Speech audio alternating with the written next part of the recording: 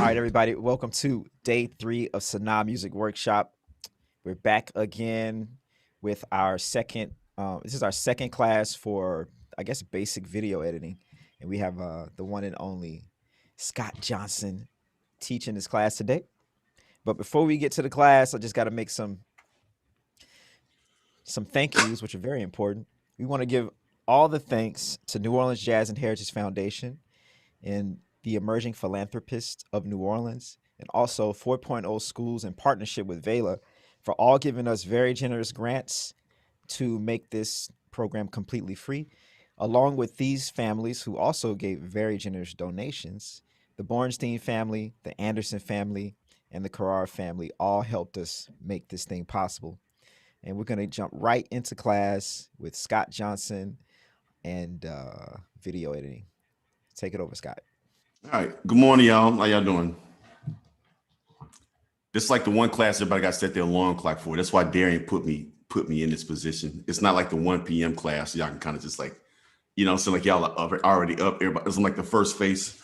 Anywho, so did any of you have a chance, an opportunity to check out that project? Did you all have a chance to kind of piece it together, the one that we put up online?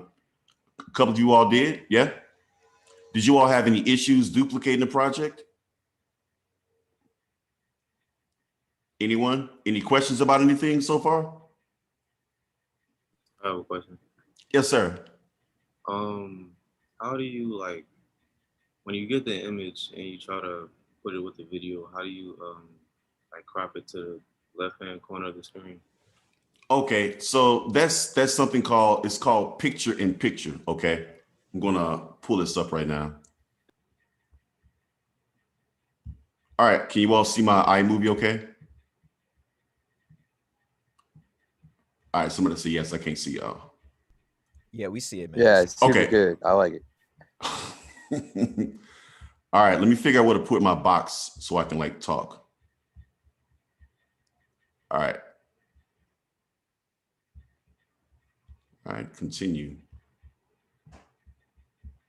I'm gonna put my box down here. Okay, so let's say that you have, let me go over here to the actual project itself, okay? So you have the project right here, okay? And I'm gonna go down to my library. So I'm gonna actually delete this.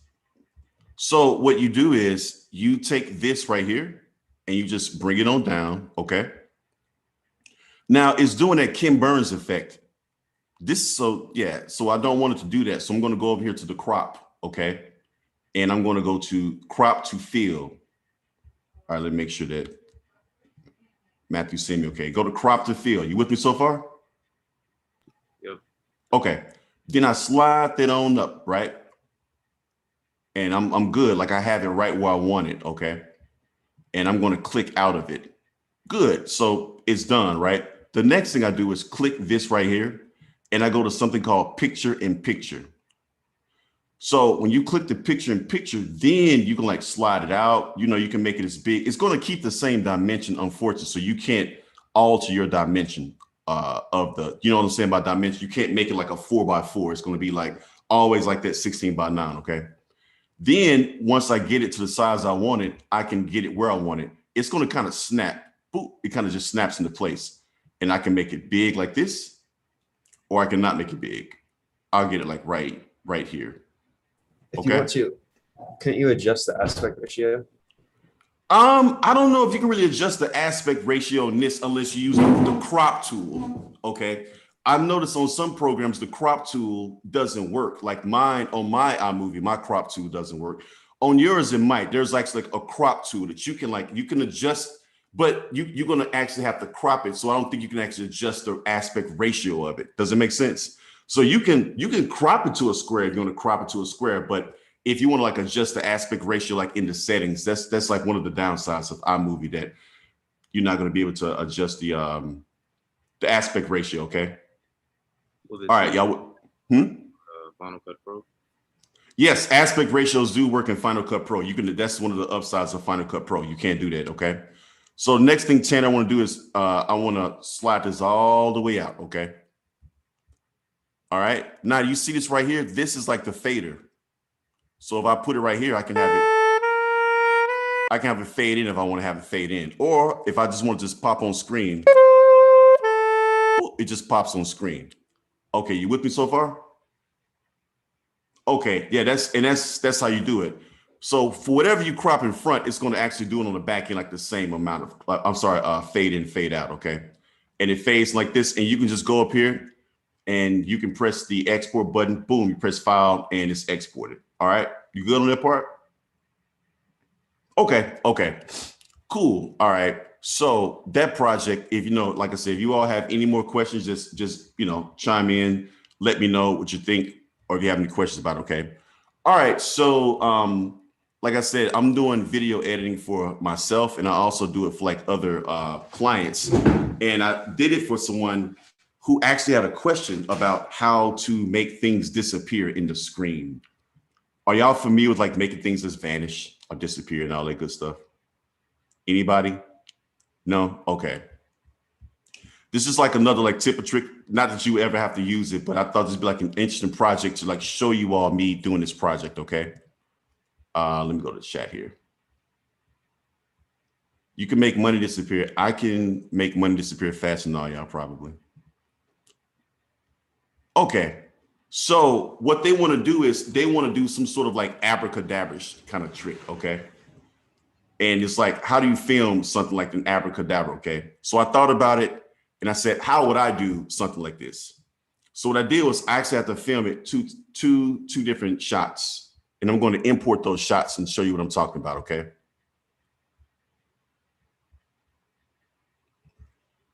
Who can guess what MT stands for?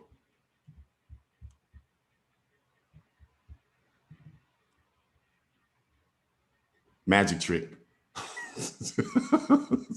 I was about to say main title. Main title. Okay, no, it's magic trick. Okay, so this is the weird side of me.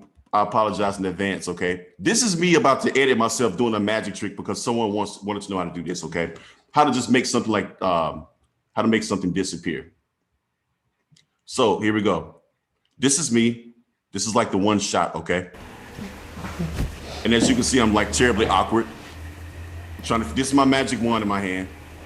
I don't know what's going on. This is me being super awkward. All right, so I have that shot, right?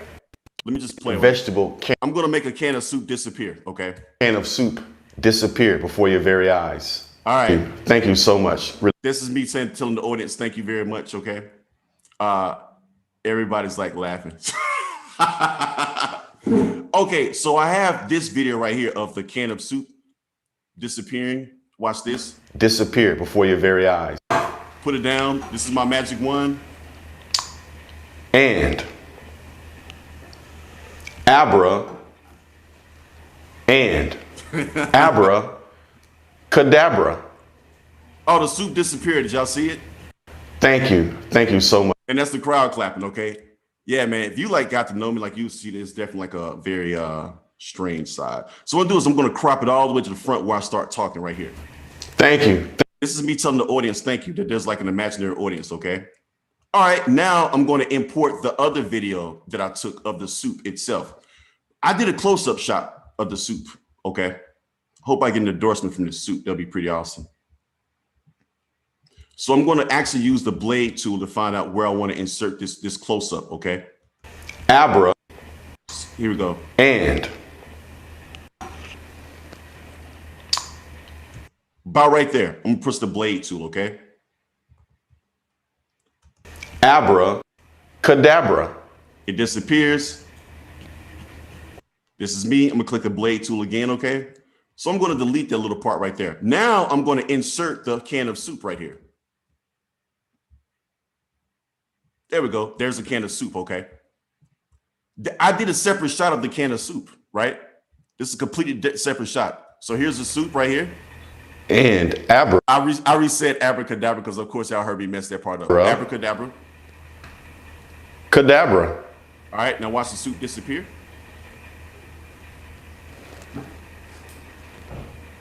All right, we don't want to show that part, right? We definitely don't want to show that. So let me go back to the and abracadabra. Okay. And abra cadabra. I'm going to stop it right there. I'm going to blade this, okay? Now I have to go to the part, see the soup's removed. Now I'm going to blade that. I'm taking it out while I remove the soup. Check this out. I'm going to pop on over here to the transitions. The transition is going to be like the dissolve transition. So watch the soup disappear. See that? The soup just disappeared. Pretty awesome, huh? Thank you. I appreciate that, okay? Now, here's the thing. I don't like how I said abracadabra. I want to shift it around a little bit. So what you can do is you can actually detach the audio. Boom, detach the audio, okay? Now, I want to bring these words in closer. So what I'm going to do is I'm actually going to blade the audio, okay? Blade, take that out. I want to put the N abracadabra like faster, right? So let me line this up. Abracadabra. Okay. I don't really like how that sounded. So I'm going to see this right here. I'm bringing like the audio. I'm going to kind of hang on here. It's like Ann Arbor, it's like a pop or something. So what you're gonna do is kind of smooth that over. So I'm gonna take the audio over just a pinch, okay? Cadabra. I'm gonna actually do the audio like this on here also. Come on, grab it. There we go. Just a pinch, okay? Cadabra. I actually don't like how this sounds. So I'm gonna do this. I'm gonna bring this over just a pinch. Okay. Cadabra.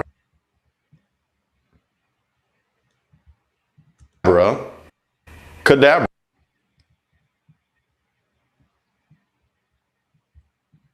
And abracadabra. Cool. So now I can bring this over even more, right? And abracadabra. All right, I can bring this over even more.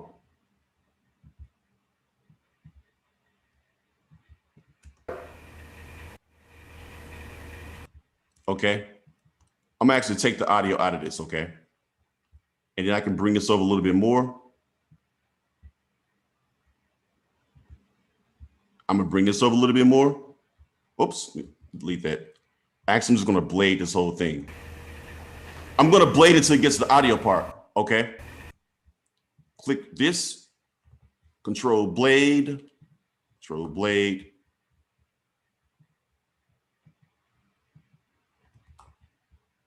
All right, I can delete both of these.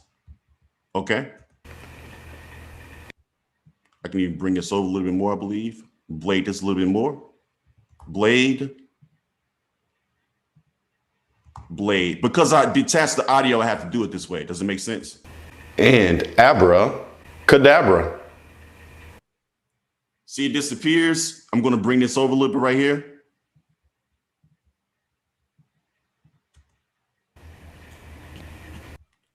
I can do this. There we go. Okay. I don't want that end part of me turning the camera off. I'm thanking the audience. Okay, thank you. Okay. Boom. Okay, are y'all with me so far? All right, cool. Now, what I'm gonna do is I want to kind of add some sound effects in here, you know? Let me add some sound effects in here. Go over to this MT, grab a few sound effects. I got an audience clap thing I got online for free. It's like royalty free, you know? So I put this down here of the crowd clapping for me, okay? So check this out. Thank you. I'm going to even push that closer to this. Thank you so much. Thank you. You're too kind. And for my cool. So I'm going to actually bring this over just a pinch. This is like blackmail, right? Okay, I want to like make that fade out a little bit. Now, I'm going to add in some dramatic music. What about this right here? Warm glow. I'm going to put that under here. So I need to bring that warm glow over a lot more. Scooch.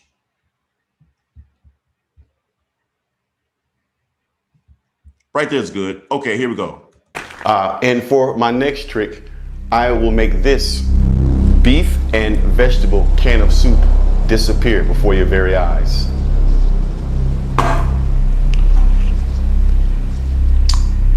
and Abra.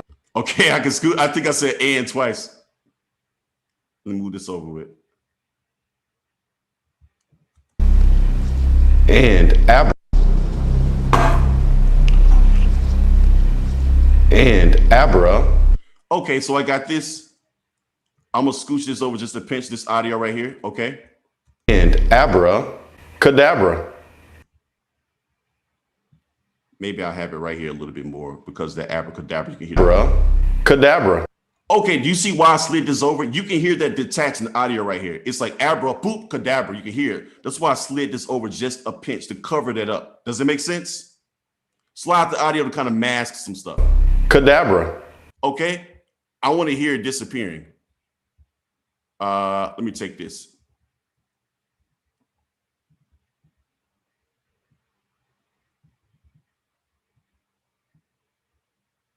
Slide it over just a pinch here. Okay. Abra Cadabra. Oh, wow. Look at that. Just disappeared. That's the sound effect I added right there. So and Abra Cadabra. Boom, just disappeared. Okay. I can take this. Actually, let me scoot this over just a pinch. This is like kind of, oh, neat outlet right there. Okay. Now, as like an outro, I can have the crowd, going wild again, right? So it should be in my library at this point, which I can just go over to my media and, you can like roll over it. This is not it. This is going to be, is this it? The sound effect. This is, and there we go, cloud crapping. So I'm scooch that down right there. Okay, see, look. Thank you. Thank you so much. Really appreciate that. I have 21 in the chat. Let me see what this is. I thought you played clarinet. Wow, this chat is terrible.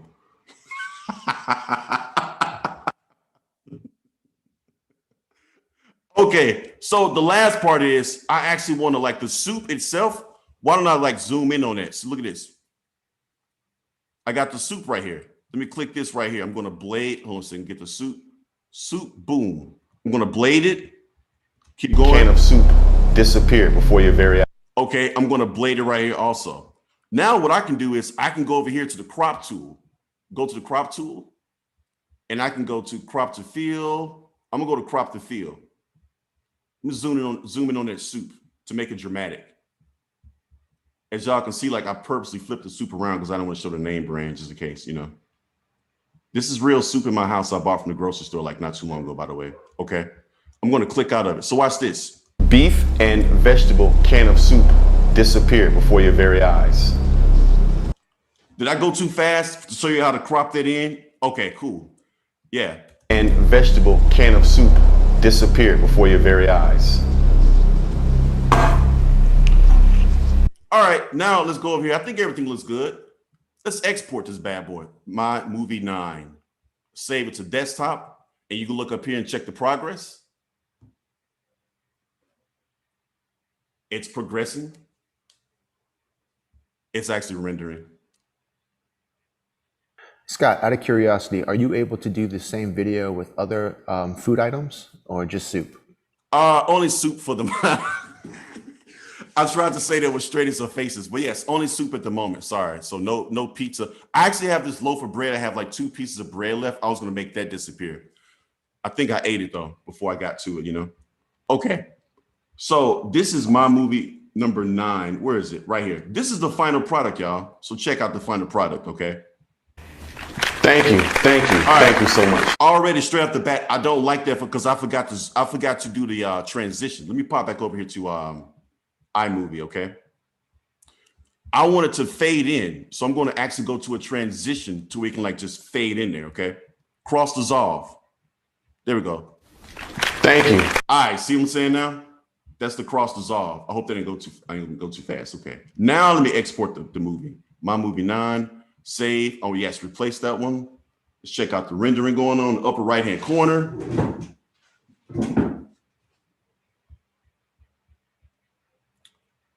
This is the part where I tell a joke. I'm pretty sure this whole video is like one big joke to y'all. Anyway, I'm just checking the chat. You're doing a great job, Scott. Oh, listen, y'all. I'm not gonna hear it like this from there. This is not gonna be the end of it. Hear about this forever. It's cool though, because I'm like, I'm all right with that.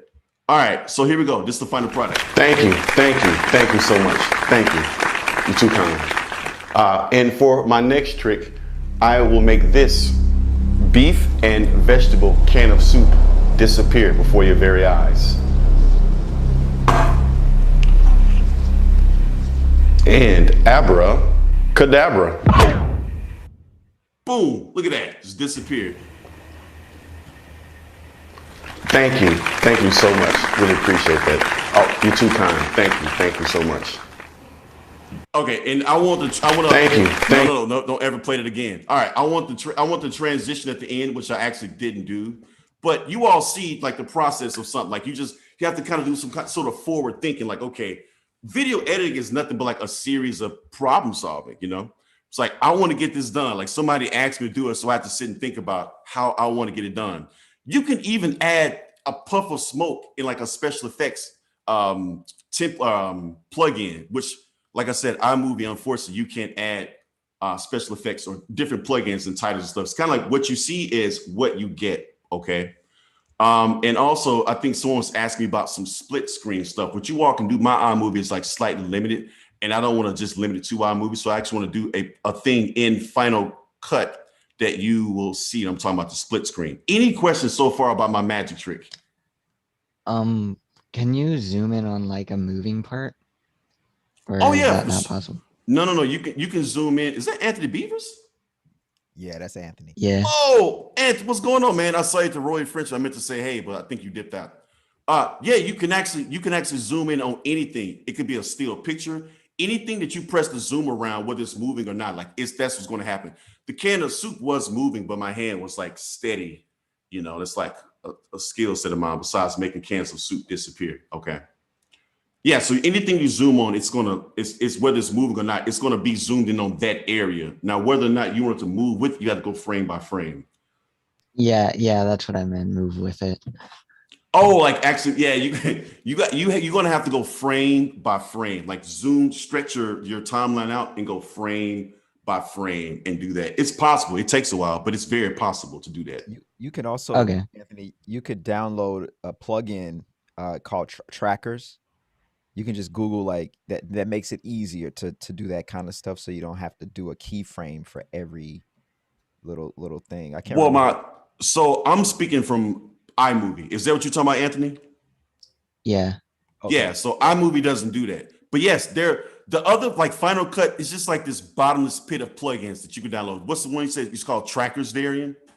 Yeah, you can Google any kind of tracker. If you have a more powerful program, like Adobe Premiere, Final Cut, maybe even DaVinci Resolve. DaVinci Resolve is free, and I put it in the folder if anybody wants a more powerful program that's free. I think you can just go to if you have a Mac, you can just go to the store and get it. It's free. And Okay. that's for Final Cut? No, it's just a different program. It's like Final Cut, but Final Cut costs $200. DaVinci Resolve is free. That's Okay. Okay. So this is another harp video I'm editing that I won't get into, but it's just the video that I'm editing now. Like we talked about pacing. This video, when you first start out the video, I gotta go all the way to the beginning. This is like the blur effect. You can put the blur effect right here. It's going to be the start of the video. Remember, I talked to you all about like, if you see a video, do you want to see it? Do you want to see the video actually do something like, who wants to stare at a blank black screen for the first 30 seconds of the video? You're not going to watch the video. The reason I put the blur effect is because you can still see movement, and you can add titles on actual like the right above here as it's going. Okay, so check this out. Okay, so I put the title there. Then I'll actually, when it fades here, this is the part where I put their name. So I put their name, put the next person's name, next person. All right, now we have to keep with the form as it's changing. Okay, this right here is going to be another section of the form, and this starts a different section right here. So these right here are the things that iMovie doesn't have, and these are the grid plugins. These are grid plugins right here, okay? So all you have to do is just drag and drop, and boom, it's like in there, okay? Like this is a plugin. I drag and drop a line this person right here, then the next person right here.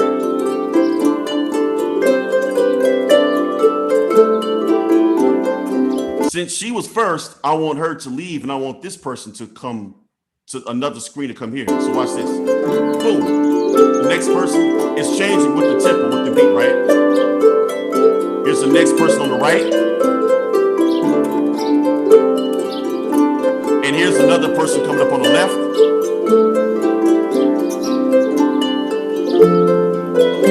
That's how that works. And then you can like even speed it up right here, right? Every person on the right is going to shift to the left.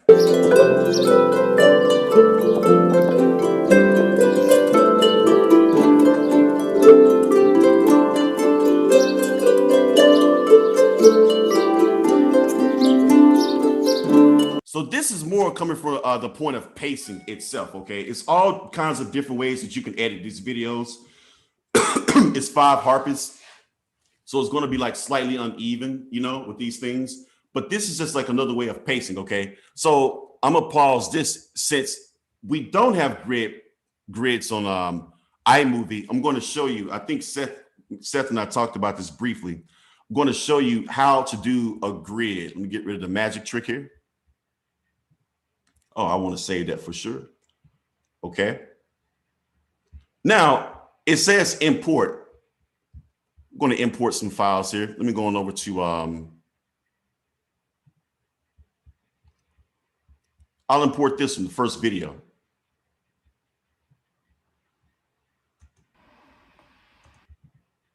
Okay. I'm going to bring this down right here. All right. So check this out. These things, they already snap a 4x4 in, okay? When I say 4x4, I mean 4x4 grids. You see what I'm saying? So the first thing I can do is I can actually take this. I guess what I'm gonna do is I'm actually gonna take a title or background. Let's take a background. Let's take a black background and put it down here, okay? This is your base, like the black background right here, okay? So what I can do is I can pop back over here to my library, and I'm gonna grab this one. I'm going to bring it down. So when you put it on top, you got that effect. You can put the picture in picture. So you put the picture in picture here.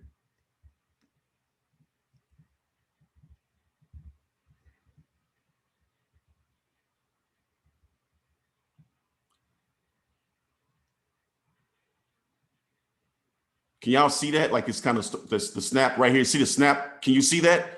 This right here puts the 4 grids for you right there. Boom, it puts it right there. And it kind of snaps into place. You got it, okay? And you have to line up the audio, obviously, but you have this, okay?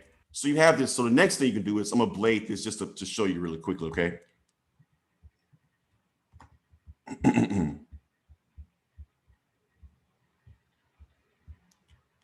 me pinch this in. The blade tool is acting crazy right now. I'm just going to do this. All right, the first thing I do is now you have to export the video. Export the video. My movie 10, export. Boom, it's exporting. All right, it is exported right now. So the next thing you have to do is you have to go create a new project. Okay, now, since you've created the new project, you have to go over here and find the movie that you just exported, which is movie 10, okay? I'm gonna drag movie 10 right on over here. So movie 10 has the grid right now. So the next thing we'll do, let's say I wanna add this in right here, and I wanna make this part of the grid. I slide this down. Yeah, I have no clue why that blade tool is not working right now. It's using Command B.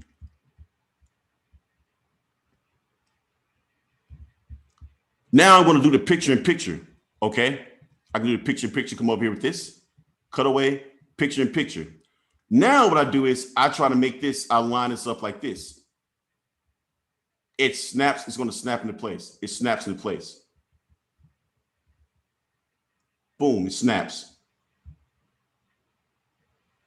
Do y'all see that? Okay. It's snapped into place. So I can go over here. Cool. The next thing I do is, guess what I have to do again, Seth? Seth like, oh man, it's like Too a much. pain. Too It's much. It's a bit much, huh? It's a bit much to kind of like do the grid program, right? On iMovie. This is me showing you all that it can be done. You can do grids up as many as you want. You can even download boxes online and have the different grids set up for you that you can do this. And all you have to do is just like align them on top of the grids and export, okay? Now I'm going to show you all how Final Cut does this. Hey Scott, can I ask a quick question? Yes, sir. You know how you put the video in the upper left hand corner with the black background and then exported it? Yes, sir. Is there a reason why you did that versus just putting the next video on the screen, instead of exporting it? Okay, so let me show you what I'm talking about. So iMovie, the issue with iMovie is that you can only have 2 layers at once at the same time. Okay, gotcha. Yeah, 2 layers. So it's like, if you have an audio down here, it's cool. But if it limits you to 2 layers at once. And the top layer is the only layer that can do the picture-in-picture on iMovie. Gotcha. Okay, cool. That makes sense. Yeah, and that's why you have to. So you got the workaround on that one. Yeah. Now, if you're doing a grid thing that you have where you want to actually, you got to line up the audio. If you're doing a 4-part video, you're going to have to line up the audio with everything. So my suggestion to you would probably be to line up the audio with all these videos before you actually try to make a grid. So you would take each individual video and you would actually line up the audio with it. Okay, I think does that make sense to everyone?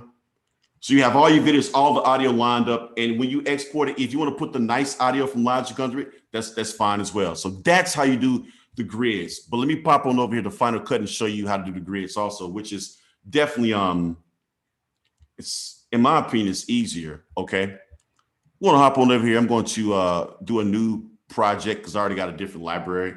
I'm sorry, I'm not checking the chat right now. This says something about the soup. Just crop the video. Okay. All right. So I'm going to create a new project here.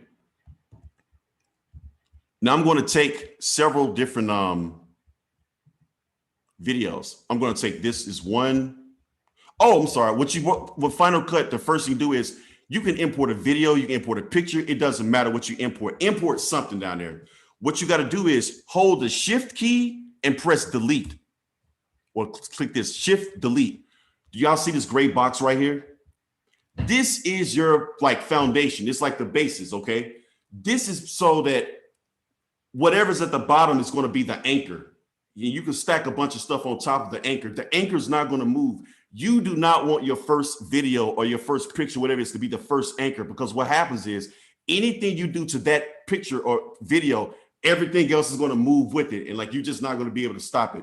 So when you do is you take something, you can just take anything from your library. Let's just take this green picture, slide the picture down. This is where, who asked about the aspect ratio? Was it you, Pef? Anyway, someone asked about the aspect ratio and important things, how you couldn't change it on iMovie, but you can change it in Final Cut. See all these different aspect ratios you can change it to, the resolutions and the frame rate and all that. You can do that with Final Cut. I got to sneeze, but it's not coming out. Okay, somebody asked about the frame, the aspect ratio. All right, so you hold Shift, press delete. You got this. Drag this on out, okay? Drag it on out. So the first thing I'm gonna do is I want to import all these videos, okay? I just like to drag mine personally. Some people import, they have all set up in folders. I'm gonna put the berry at the bottom, put this on top. I'm gonna put this next and put this next. I'm going to show you the manual way, then I'm going to show you the way with the grid, okay?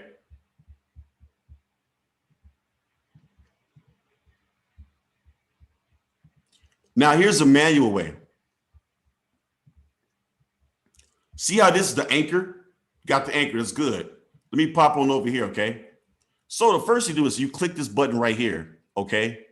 That's the crop tool. We don't want the crop tool because the crop tool is going to leave it intact, the aspect ratio. what you want to do is you want to actually go over here and click the transform button. Whatever is on top is going to show first.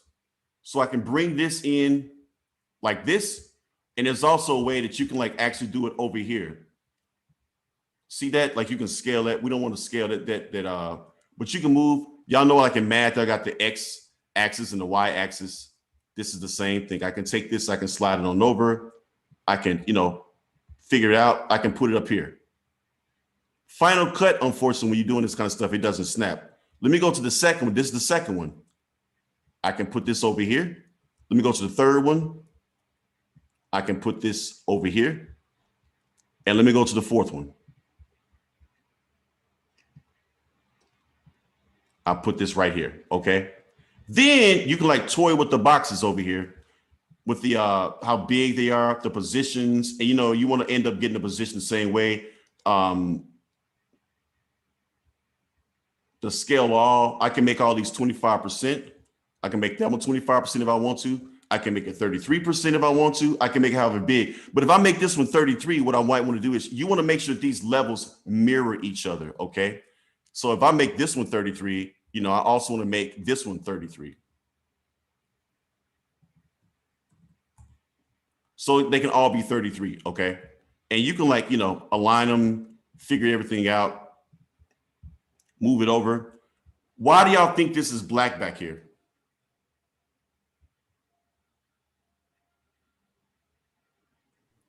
Because have wasn't that- that was the foundation thing at the beginning? Yeah, it's like the foundation. Yeah, it just means like it's like the void. You're staring into the void right now. It's like empty. There's nothing down there. What happens if you don't have that foundation? Like, is it not black, or what is in the background? Oh, it's still black. It's still black. But I'm saying like if that's your foundation, then you might have issues. If you move this, see how everything goes with it. That makes a lot of sense. I've actually had that issue, and you just solved a lot of headache in my life right now. Yeah, put that down. And you can even pop on over here and check out some of these generators. I can put this under it. What is this? Loading blobs. I'm just curious what this looks like. Whoa, look at that. All right, you can put that under there. Like that could be your background. It's moving. Is that lava? What is that?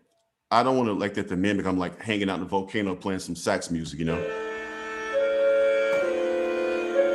Obviously, you have to line up the audio. You got to get all this stuff right. And it's cool because you can actually see these little grid thingies up here, okay?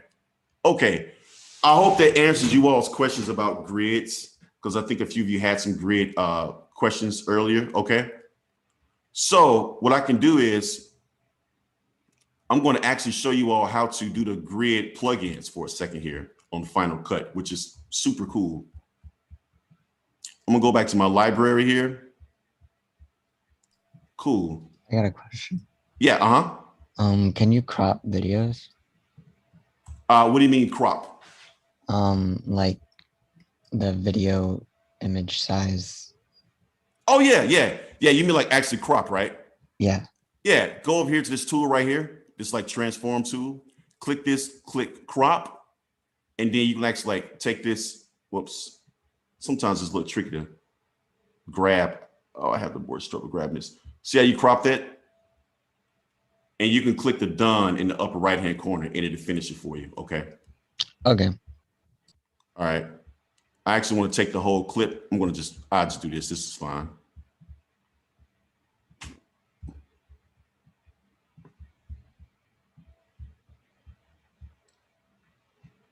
Okay, so check this out. I'm going to go over here. This is like the transitions part, but this is also like the effects part. I have something called Grid Assembly, which is a very cool program to doing these grid programs, grid videos, I'm sorry. I want to make it to these boxes right here. The first box, you can make the upper left-hand corner. You just drag and drop and put it on there. Boom. The second box is the upper right-hand corner, drag and drop. Third box is the lower left-hand corner. And the fourth box is the lower right-hand corner. Do you see how easy that they just put that in there as opposed to, this is not no shade on our movie. I'm just saying, like, if you're going to be doing these things, then you might want to heavily consider upgrading to Final Cut. I think there's, like I said, there's a bundle package online. If you buy it by itself, it's $299. But if you buy the bundle package, since you all are students, I believe it works as $199. You get Final Cut, you get also you get Logic Pro, and then you get 3 other programs. But it's called Grid Assembly. There are all kinds of plugins. Like you got these plugins right here. I mean, it's just like an endless amount of plugins that you can download. But check this out. Yeah, you can change the border color. You can change the border like opacity if you want to like kind of disappear. You can change all those good things, okay? To make sure the chat doesn't have any questions here. Okay, so should I pause it here or can we go to a couple more minutes? You got it. Keep going.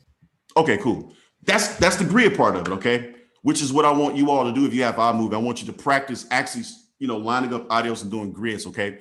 Let's say that you actually want to take a mirror image of yourself, which I'm going to demonstrate in Final Cut because I know I've been partial to iMovie, but I just want to show you everything, okay? I'm going to actually take one clip of myself. I'm calling this split screen. And Anthony, or whoever asked the question about the cropping, I think there was Anthony Beavers, okay? So this is me, and I want to put myself over here also. I did this in one shot, so you check it out. I'm gonna turn the volume down just in case I said something strange. Hold on, turn the volume down. This is me, I'm taking notes. Dear Diary, I had eggs for breakfast and burritos, and I did a magic trick in class and they clowned me about it. So I got that part. Boom, I got myself over here. This is all one shot though, but check this out. See how like I got up? I'm 6'4", by the way, and I sat down, okay? What I can do is I can blade this. I'm gonna blade this. I can stack this on top. Okay, now what I want to do is I want to actually crop this. Remember I said what's on top can be shown. I want to crop this. I'm going to bring this over. Y'all see that? I'm going to click done. Look at that. Is that creepy or what? So it's like 2 of me in the same room. Sitting down, I'm taking my notes. Boom. It's 2 of me, right? Dear Diaries, like Dear Diary part, Dear Diary squared. All right, that's how you do a split screen in Final Cut. Any questions about the split screen part in Final Cut? Any questions? None? Wait, how do you create the split screen again? How to, in Final Cut? Okay, let me go through one more time. Let me go backspace here. So what I did was, the reason I created one shot is because if you move that camera, I mean, the slightest bit, it's not going to look like this. You're gonna have to go back and tweak some stuff, and it may not even be the same like I mentioned.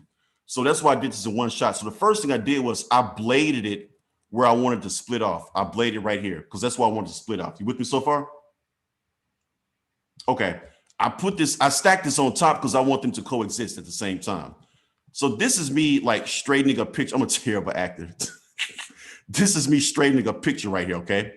So I'm not gonna cross this threshold right here, okay? So what I can do is I can actually go here and press this tool. This is the crop tool. It transformed, distorts, but I want it to crop. So I press crop. I take this and I slide it over. Are you with me?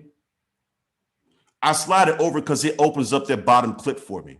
Because if it was not a bottom clip over here, this right side will be black, okay? And I can press done. And then right here, and if you want to add something under it, you can add this music under it. Did it do it?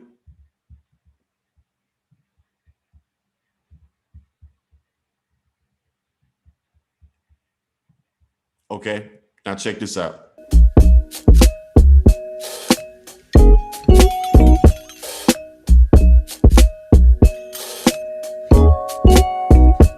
Okay, so that's split screen with that part going on, okay? Any more questions about the split screen part? Sorry, but I actually missed that, and this is very valuable. But maybe you can teach me in the break, but I just missed it, and I want to know how to do that. Hey, Scott, also, like the reason this works is because the camera is in the same exact place for both shots, right? Exactly yeah, that's what I was telling before. So what I do is I put the camera, if I was filming like a split screen, I put the camera in the exact same place. I don't move my camera, okay, at all. Now, we all bump into problems with nature. If you look outside, like it's around since it was the same shot, what's going to happen if I waited? I filmed this in the morning. So what would have happened if I waited 13, 14, 15 minutes to record it? It's going to Sun's be a different. different, yep, it's going to be a different shade. You're going to be able to see a line all the way straight down here. And when you have that, that's where you go over to here and you can color grade, like I can select the flip on the color grade. I can do this. See how it changed the color? It changed the saturation, exposure, all this stuff. Then you have to go through and find out how to color grade and to match that color. That's why you want to kind of get it where it's like super fast. Okay. Yeah, right. The Detroit beat is in my folder, so you have this, okay? Quickly, very quickly, the last thing I want to do is using this, I want to show you all how to do, if you only have one camera and you want to go between shots, okay? Scott, Yep. can we pause just to give them a break between Nori's class? Okay, cool. All right, guys. All right, let's pause here for a second, okay? What I'm going to do is we're going to put some stuff in you all's folder, okay, in about the next 3 hours. I just want to see how far we got with this, okay? I want you to try in iMovie to try to duplicate the grid. Do a 4-part grid. It could be of yourself. It could be the videos that I put in there for you. It doesn't matter. Just try to do the 4-part grid, okay? Now, if you have iMovie, what you want to do is you can actually export and try to split screen yourself. You got to crop it first, then export, if that makes sense. No magic video. Hey, if you want to... Can they do the magic video? I want to see them do the magic video. Okay, I was trying to hold off on this. If you all want to do the magic video and see if you can best me, let's have a competition. That's fine. Because I'm going to make something even bigger and better. I'm going to make an entire building disappear, okay? Yeah, the magic video will be aggressive. So it's all right. Okay, I'll make a better magic video then. So hey, try the grid program, grids. If you want to try the grids, try the split screens also. And lastly, if you want to try the magic video to be like ambitious, by all means, go ahead. Check the YouTube for any questions that you might have, or shoot us an email and we'll respond fairly quickly. Any questions? So just to make sure for the grid, we're doing the video where you recorded on different instruments and then put those all together.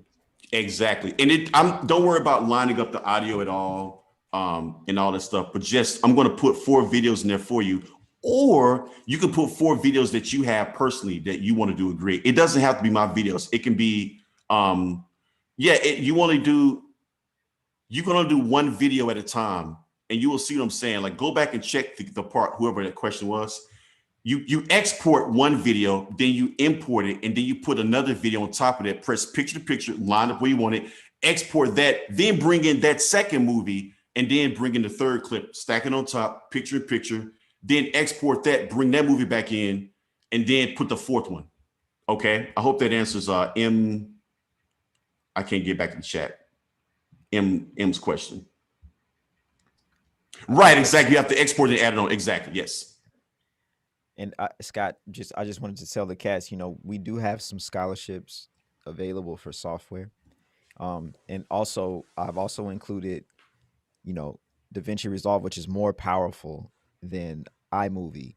It's pretty much as powerful as Final Cut if you want to get more, do some more complex stuff. So either one of those, if you want to try to get the scholarship from us, write me an email, let us know, and then we can work out the details. Otherwise, or you can just use iMovie. Those are your options. I recommend contacting them about the scholarship because I don't know where I would be without Final Cut, or just a powerful program like that. No shade on iMovie, it's great, but after a while, you all are going to be more advanced doing some stuff. Okay. All right. So next class, we'll actually get into a few more fun things. No more magic tricks, unfortunately, but maybe something a little bit weird or like on the same plane as that. Okay, y'all good? Yeah, Scott, that was like incredibly informative, and I learned a lot. And I think even some of this stuff is a little complicated, and as you all are doing it, you're going to run into issues and questions on like how to do certain things. But I think it's important to like even if you can't exactly recreate the video, it's important to understand like how video editing works, because now you're never going to watch anything on TV or on Instagram again and be like, oh, that's so cool. Like the magic is Scott has officially destroyed movie magic for everyone. Yes, yes. All right. I'm not gonna hold that love any longer, even though I did hold that love. I apologize about that though. But thank you all. If you have any questions, just email us and we'll get back to you in a fairly timely manner. Okay. Okay. Awesome.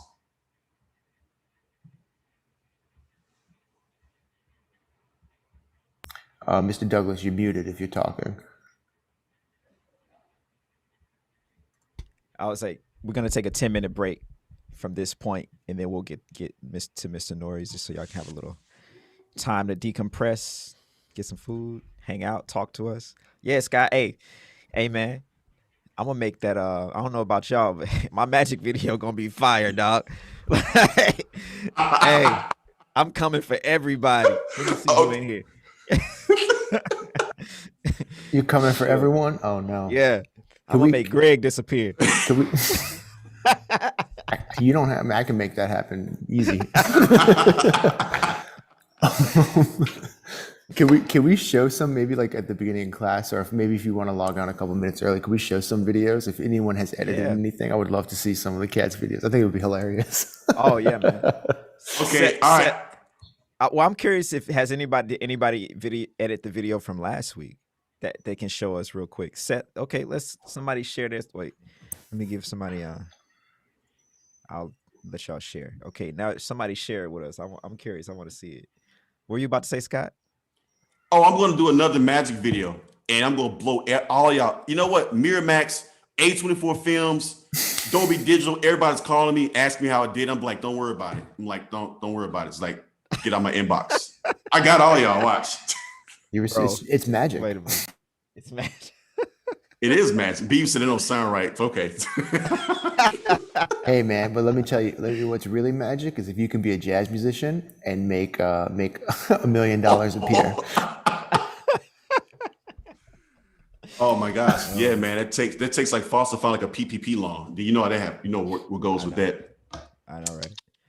Yeah, man. Seth, you gonna show us, and Dominic? Yeah, sure. Let me see. Okay, I gave both of y'all. So, all right. And the cool thing about this too, and how it's all integrating, is the stuff you're learning in Nori's class. If you're recording any sound, even if it's just vocals, you can edit it and then drop those sounds, especially in Final Cut, because there's a button on Final Cut. Just make sure you clap or something to sync the video, and also record the sound at 48 kilohertz, and then you can just hit sync. It'll sync your sound with the video, so you don't have to be doing that thing. But I'm sure Scott can. If you email Scott, he can help you with that, or you can just YouTube it.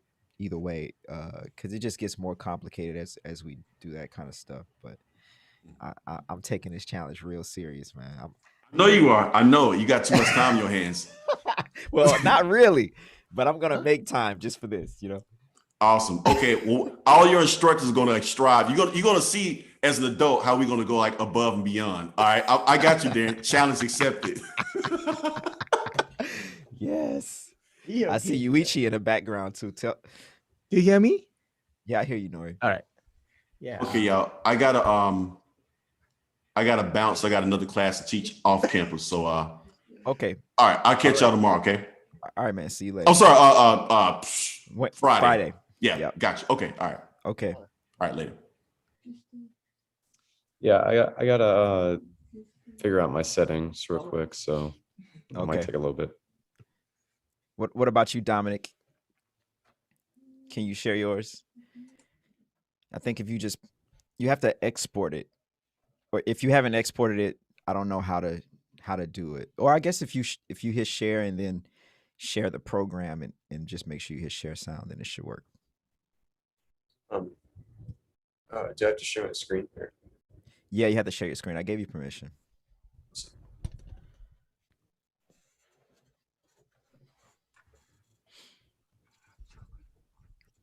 Yeah. Hey, Darian. Yeah, man. Just want to check if you get the audio. Okay, go ahead. I'll just play a little bit.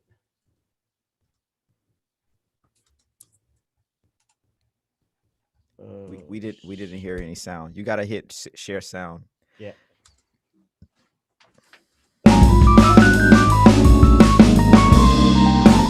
Yep, we hear it. Too loud? Perfect. No, we hear it. It sounds Okay. good. All right. All right, Dominic, you got it now. Nori, stop sharing your screen real quick. I need to change my settings to allow it to be shared. Oh, okay. I don't know how to do. What kind of computer you got? Mac. MacBook. Yeah. Okay.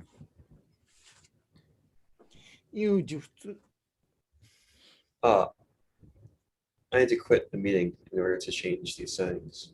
All right, come. We'll let you back in. Doesn't let him back in. Yeah, I'll let him back in. Anthony, you must have downloaded Final Cut. No, I just have iMovie. Oh, you just have iMovie. All right. Yeah. Final Cut looks kind of cool though. Yeah, it's cool. I love it. Here, I'll show y'all my. Well, I'll wait till those cats get back, and then I made a little. I did the project too because. Yeah, I did. It was fun.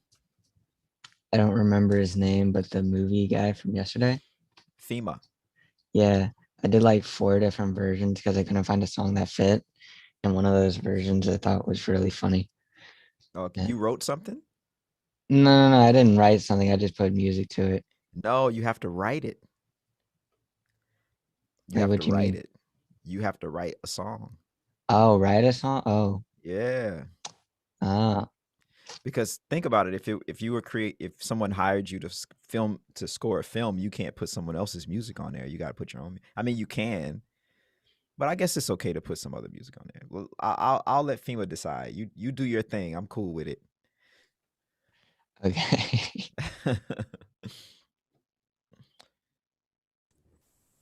All right. All right, let's see it, Dominic.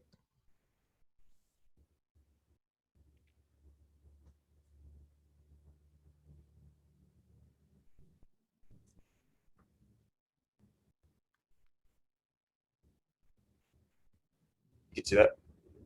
Yeah, we see it. We can't hear it, but that's all right. We don't need to hear it. Let's see. I think you have to hit share your sound. Right.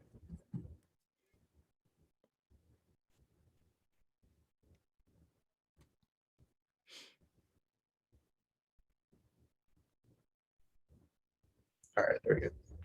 Okay.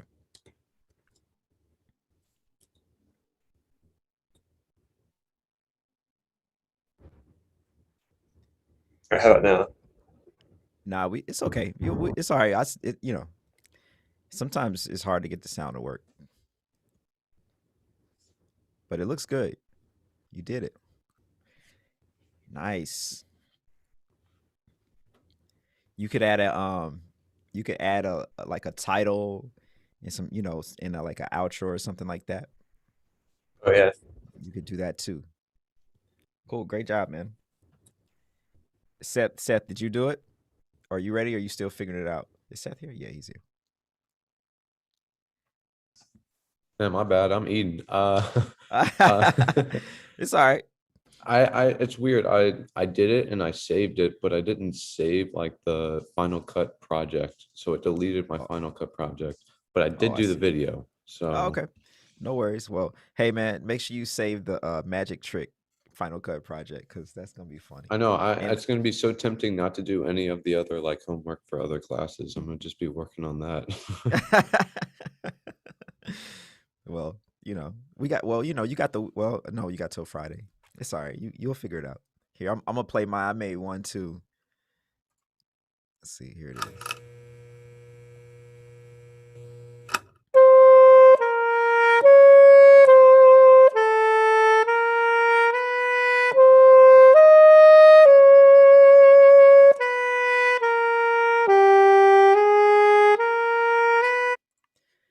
So basically what I did is I just added, you guys can see I just added a title page and then also a lower thirds with his name and what the class was. And then when I put this is on Final Cut, so if you're using iMovie, some of the stuff you can't do. All the stuff I just named you can. But when I put the music at the top left or whatever, I put a shape mask over it just to make it look a little cooler, you know, to take it to the next level. So you guys can, can push a little bit, and if you can do more, go ahead and do more. If you can go past the basics of what Scott's teaching you. All right, Nori, you ready? Yes. Perfect. All right, y'all, turn your cameras back on for us, please, and we will get started. Oh, I can't remember what was the project. Oh, they needed to do the high pass filters, right? Get the pans and the levels right and everything. Yeah. The basic Okay, cool. balance. Okay, cool. So maybe we can listen to a couple Yeah. and Anybody? see. Brandon, what you got for us? Trying to load it up on Cubase right now. Okay, cool. Matthew, were you able to do it? I was able to line all the tracks, but I haven't figured out how to mix it on Logic yet. Okay, so let's just check in with everybody, see where we at. Seth, what about you? Yeah, I did it. You did it. Okay. Jacob, you there? He's still at Mason. Okay, Mason, were you able to do it? I downloaded the like trial version of Pro Tools, and so I was trying to figure that out, and then it like wasn't working. So I was able to copy all of the files in and get it there and adjust some of the levels, but I wasn't able to find like where the EQ was. Okay, so we can address that. Dominic, you still there? Haywood, what about you? You there? Yeah. Oh, hey Dominic. So were you able? What's up? Were you able to get any of it done? Yeah. No problems. No. Okay, great. All right. So we had Mason had a problem and Tanner had a problem, and so let's address those, and then we can. So Mason needed to know where. Can you share your screen and show us where all this stuff is in Pro Tools, Nori? Um.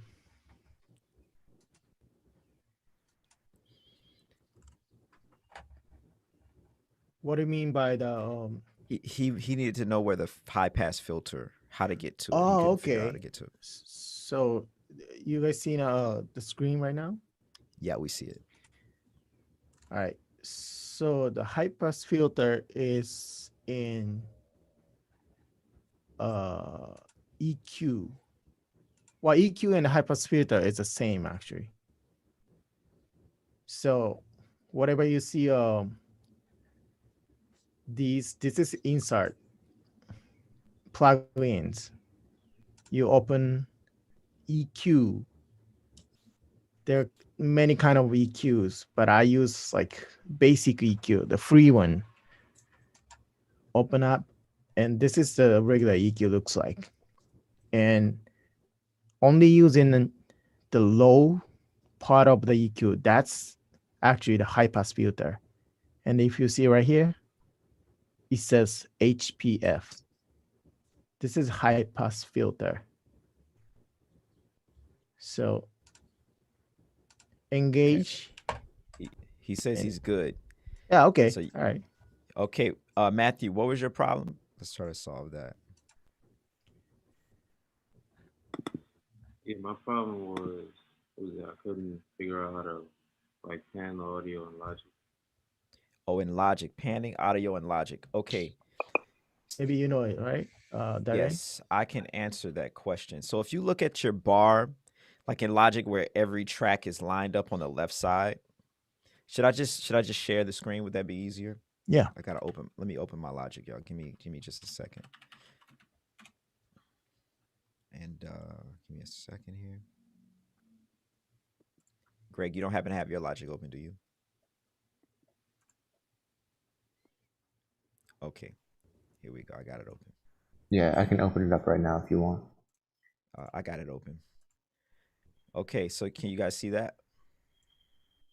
All right, Matthew. So you see this right here? This is the panning. So you can just pan it right, pan it left. Do you see that on your Logic? I can't see you, so you'll have to unmute. Oh, I'm unmuted. Okay. Can you see that Yep. on your Logic? was Or I have to thinking stop sharing the screen. before, but I wasn't sure. I'm sorry? I was thinking that's what those knobs were for, but I wasn't sure. Yeah. So that's how you pan there. It's also so that that's how you do it. Can to get to the high pass filter, you know how to do that? I don't think so. Okay, I'll share my screen one more time for the cast using Logic. All right. So if you want to, it's kind of the same as Pro Tools. So in these little boxes, I think if you hit X on your keyboard, it'll either get rid of this or make it come back. And then you just click in one of these boxes. And then I think it's also in EQ. Actually, I can't remember where. The high pass filters. Should be in the EQ section or the filter. Or if you just tap the little EQ box above it, I think it should bring up the, like, you see the little EQ right here? box. Yeah, Yeah. Oh yeah. that's right. Then there's a filter, a high pass filter in one of these EQ tools. Oh, okay, great. Okay, yeah. High cut. You got Yeah. that, Matthew, you got that? Yep. Okay, perfect. Yeah, I'm not the Cool. expert here. I just dabble with Logic. Any Okay. other questions? Like, I only had one issue. It was trying to not get the keyboard so distorted. I know you talked a little bit about that, but I just forgot how you did that. Other than that, so I got all the files from Darian. It's all depends on how people record it.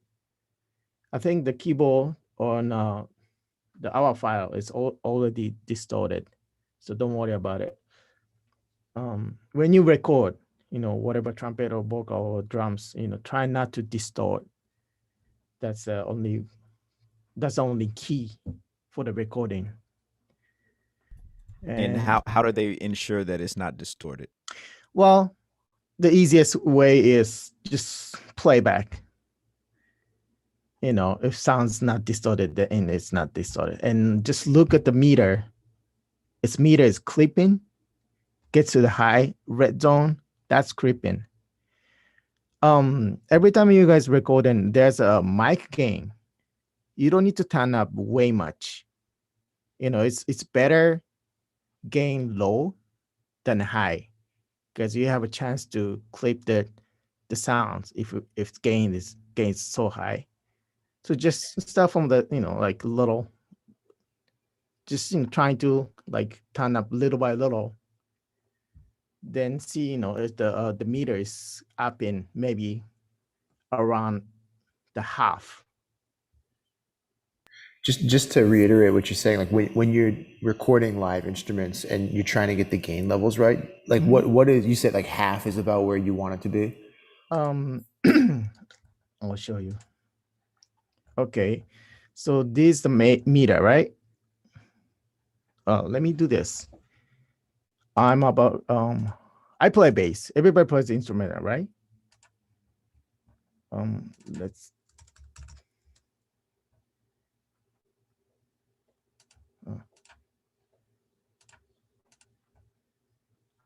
I'm trying to record no I can't. Well,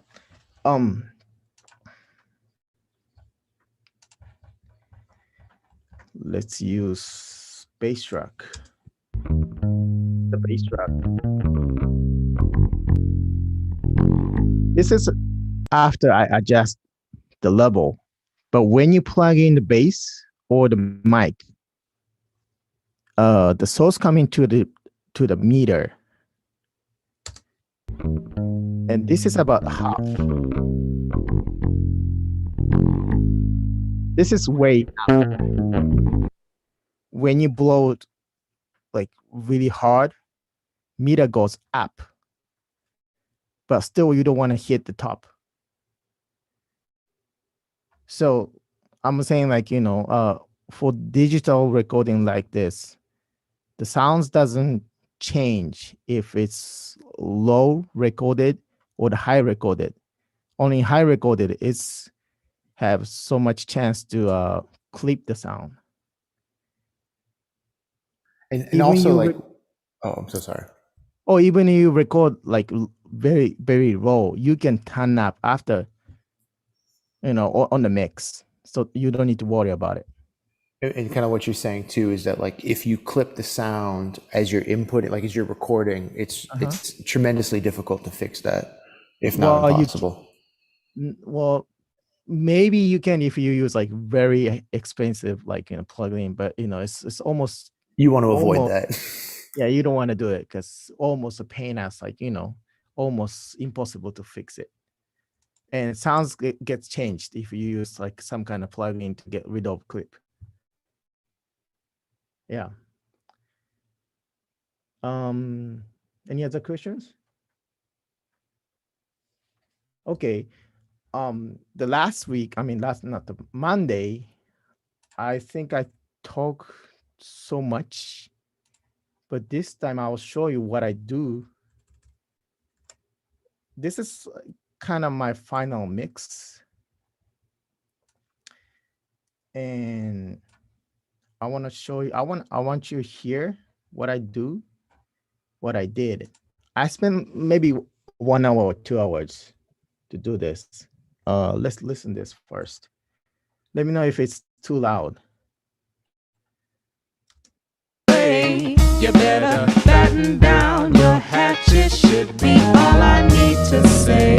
There's a storm in the Gulf, and it's headed your way. You better batten down your hatches, should be all I need to say.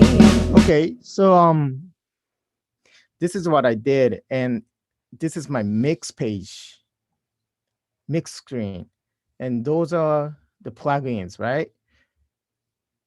It seems so much, but it isn't.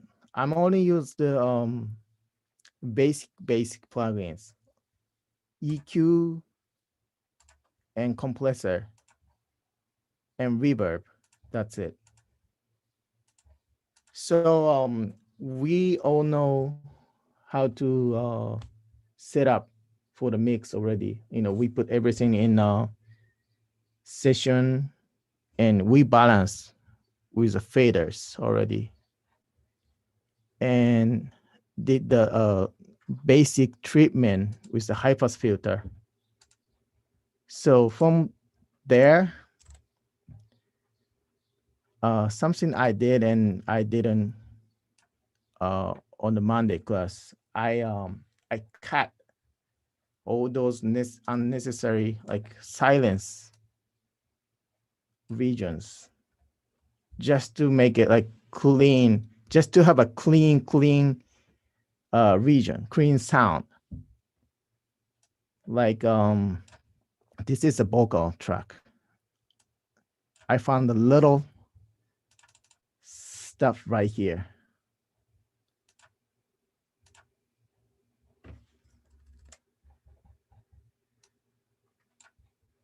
You see this? I think this is just a bless or something. I don't know what this is, but she's actually singing from here, the big region. So I don't need this.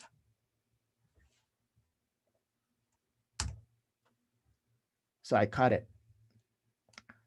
Now we have like really clean sound regions. That's the next thing I did after And the. so you do that for all the tracks, nor you just kind of go in and clean things up. Yeah, Like, it all depends on the music genre too. If you record classical music, you want to capture the air too.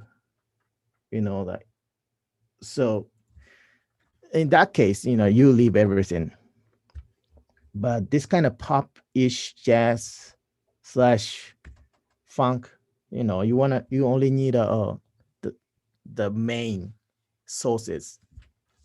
Okay. Can Yeah, you especially. show us how you EQ'd an Okay. instrument? Because that's where the magic is, I think. Okay. Um, Everybody got how to cut. Everybody got that under control. Cutting the stuff that's okay, cool, perfect.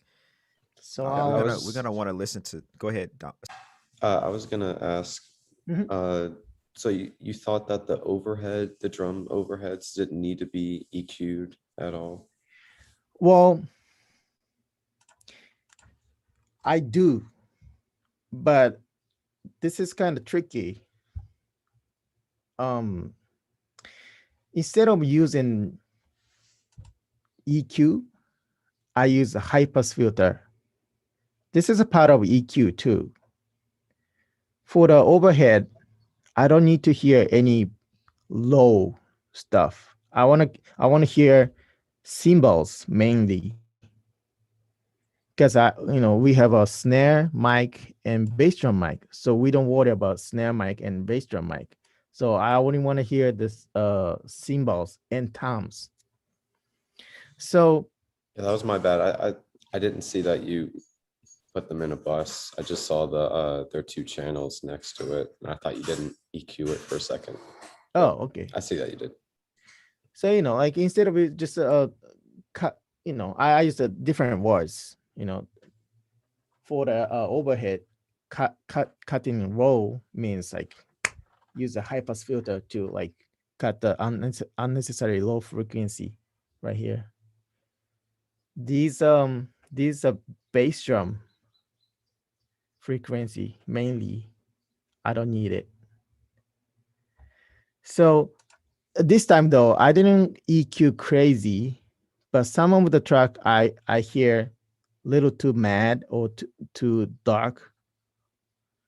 So I blow some of the high, like piano. This is a piano track, and first of all, I hear so much low somehow. Even this was recorded with the lines, not the mic or the amp. Usually, line level is already treated with the high pass filter, but that's all depends on how he or she recorded. But either way, I heard so much low, so I didn't need so much low. So I put the 140 for the low cut. This much. You can So still. so you cut out 100 so everybody got that 140 cut for the low end. So you can play around with that. Yeah, you can mess around, like you can moving around like this, and you can just adjust till you hear uh the low pass filter affect to the sound. Yeah, Let's so hear. basically you just kind of like cut until you think, oh, okay, that sounds good to my ear. Yeah. If this is a bass, you don't want to cut low too much low. So just leave it a little bit. So you cut the low a little bit, but back to the piano. I saw the piano is too dark. On this side of the EQ is high. This is high part. This is low part, right? This is the middle. Let's play keyboard first. This is EQ bypass. Now EQ on.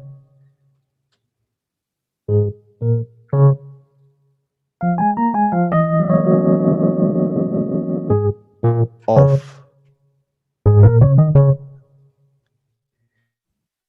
I'm hearing with my speaker. It's get more like obvious that it's so much different. low frequency. The headphone is little less, you feel. But the main thing is I um I gained high this much. This is high.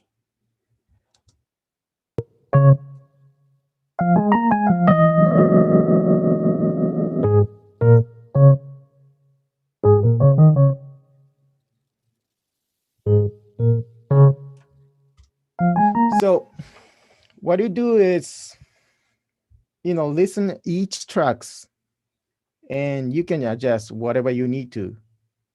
If the bass is too much, just make it cleaner, or the keyboard is too bright, just cut the high. But after that, you play every tracks.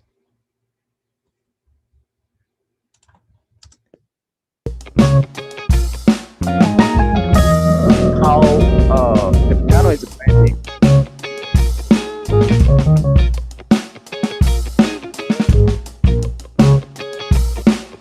When you EQ something, you should do like twice, individual and ensembles. And this is a keyboard. And what else? Vocal, I didn't do anything, just the high pass filter. I cut like 140. you know uh the female vocal doesn't need so much low. uh Male vocal doesn't need a low. Well, the one more reason to do a roll cut, high pass filter, is especially when you record in house, not in a professional studio. The microphone catches everything. Like, refrigerator makes like little low noise, or the cars from outside. That's usually very low frequency, and even you cannot hear right now. Maybe you check with a headphone, you hear a little bit. um that's bothering you after, when you're doing the mixing, because you actually EQing all those sounds too. You actually EQing the car sound from outside too. So before that, you don't want to no car sound or anything. So just treat uh every track with the low cut first. All right. So the vocal, no EQ. Guitar is a little different. I did low cut first to make the track cleaner. And I guess the guitar player recorded it with line, didn't use an amp. Guitar supposed to sound good with the amp, but he didn't use it. So to me, guitar sound just sounds like a line, no amp. And I guess Logic has, and GarageBand has, every kind of door has a amp simulator now. Yeah. If you're using Logic, you can there's a bunch of different amps you can run the guitar through to Yeah. and try to find the sound. And you can, as you can see, just like on Nori's screen, you can manipulate the sound with these different knobs, and it's the exact same thing on Logic and GarageBand. GarageBand, I'm not sure, but for sure on Logic. So it really depends on the instrument. Nori, you got a question? Yeah. Brandon says, "What about plugins like Guitar Rig?" Yeah, that's good too. My point is, for guitar, I want to make guitar sounds like a guitar, you know, uh, coming from the amplifier. Some of the music, maybe line sound okay. It's really up to you what kind of sound are you looking for. But for this, like authentic, like the band sound, I just want to hear natural guitar sound. So I use the guitar plug-in instead of using this EQ. Use Oh, I this. see. So it's okay. So you don't use any other EQ except for the amp. You let the just like in real life, you let the amp Yeah. EQ the sound. I Okay. mean, if you have an experience playing guitar or bass, you get used to adjust the sounds with the amps. I mean, for me, I do. I grew up playing guitar and bass, so for me, this is easier. So what about for the people who is there like a setting that we should for us who don't play guitar or bass? Is there like a setting we should be searching for or going to? Um, the same reason for EQing guitar, I saw it was too mad, too. It wasn't clear. It wasn't like bright enough. So instead of using this guitar rig, you can use the regular EQ to just turn up the high, just like this. It sounds still, line, but you can adjust the sounds.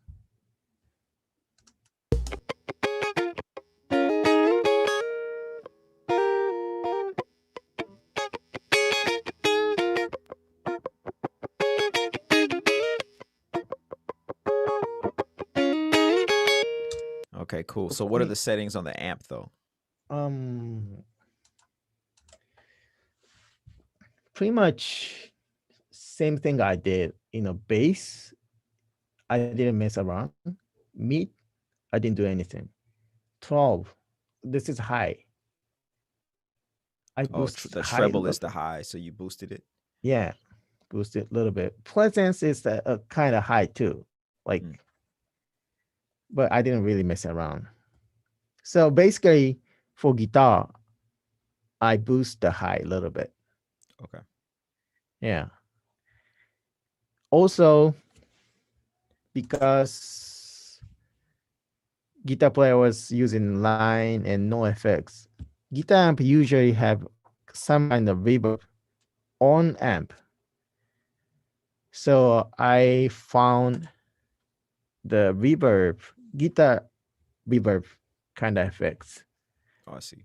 This is reverb, just a reverb, but it's called spring reverb, different than digital reverb. Got it. Y'all got that? So spring reverb.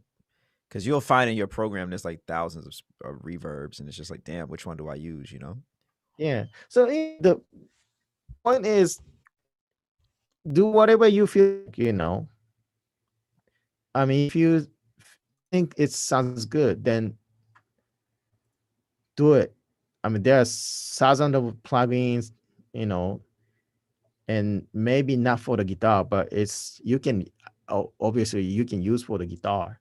And if you have time and just experience every kind of plugins and what uses, like what kind of plugins is what it's for, and whatever, just spend time with it, mess around with it.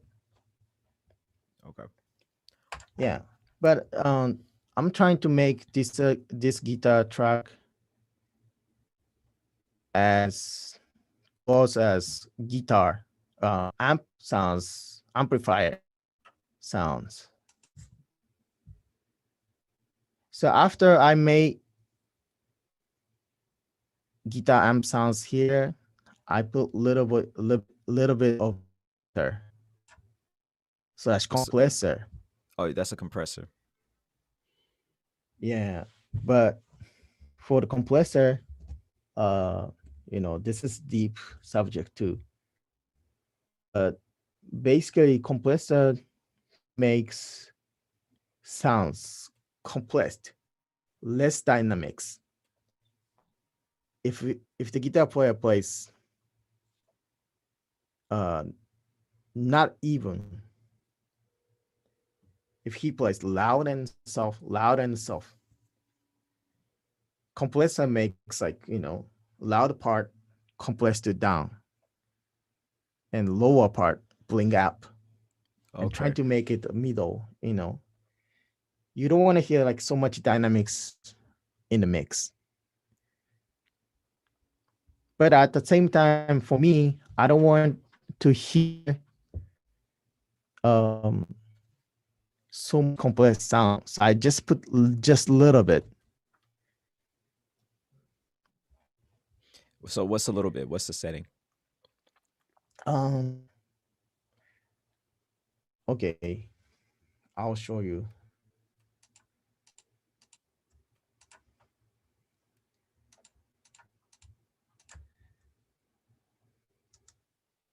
This is without compressor, natural. Watch here.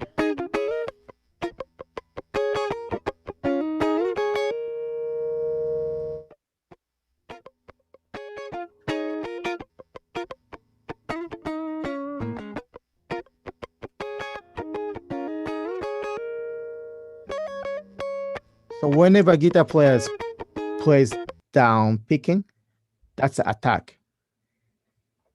So I see. compressor cut the attack. Yeah. Okay, cool. But just I cannot explain like how exactly use this for just talking with my English skill. So just Any well, let me ask these cats. yeah. So anybody got any questions or have about anything we've hit so far? Because it's kind of a lot. With the compressor, do you put a compressor on every instrument, or how does that work? That's a good question. It's well for the standard. It all depends on like what kind of music you're looking for too. Compressor changes sounds a lot.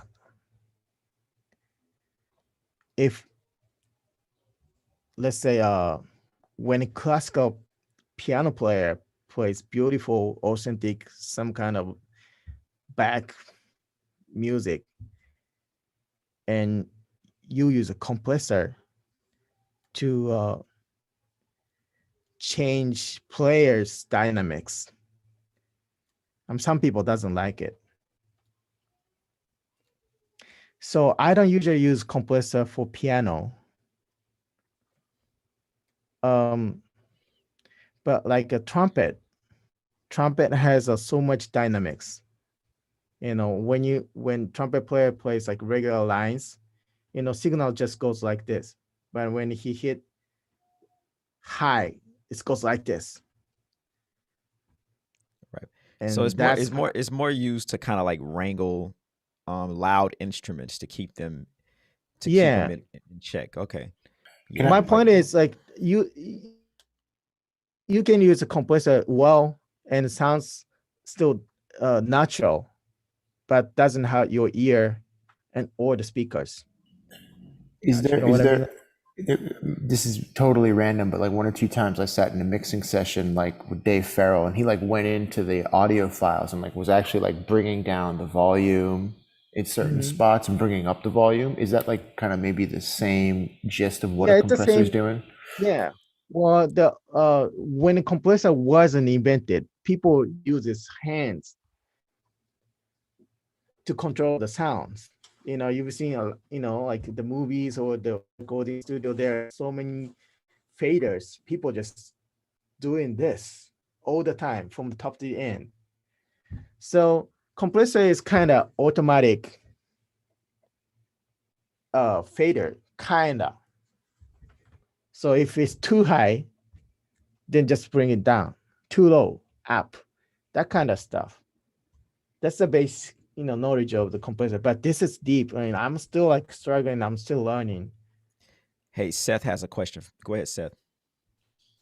So in the same song that we're working on, Mhm. the bass kind of goes from a bass solo back into like I guess the form or whatever, and it gets a lot louder. Would you like just take its volume down, or would you use a compressor for that?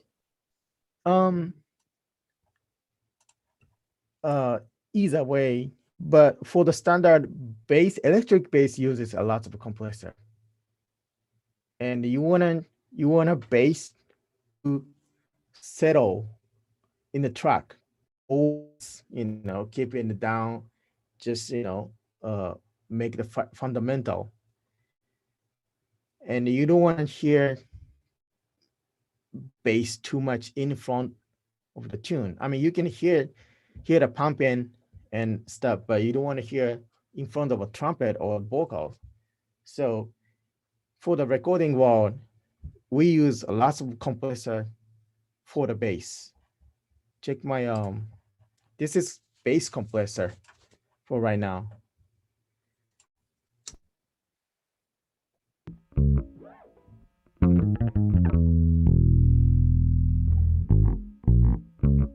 I use this much. You can hear a little bit of compressor when it's solo, but with the all track together, you cannot hear compressor much.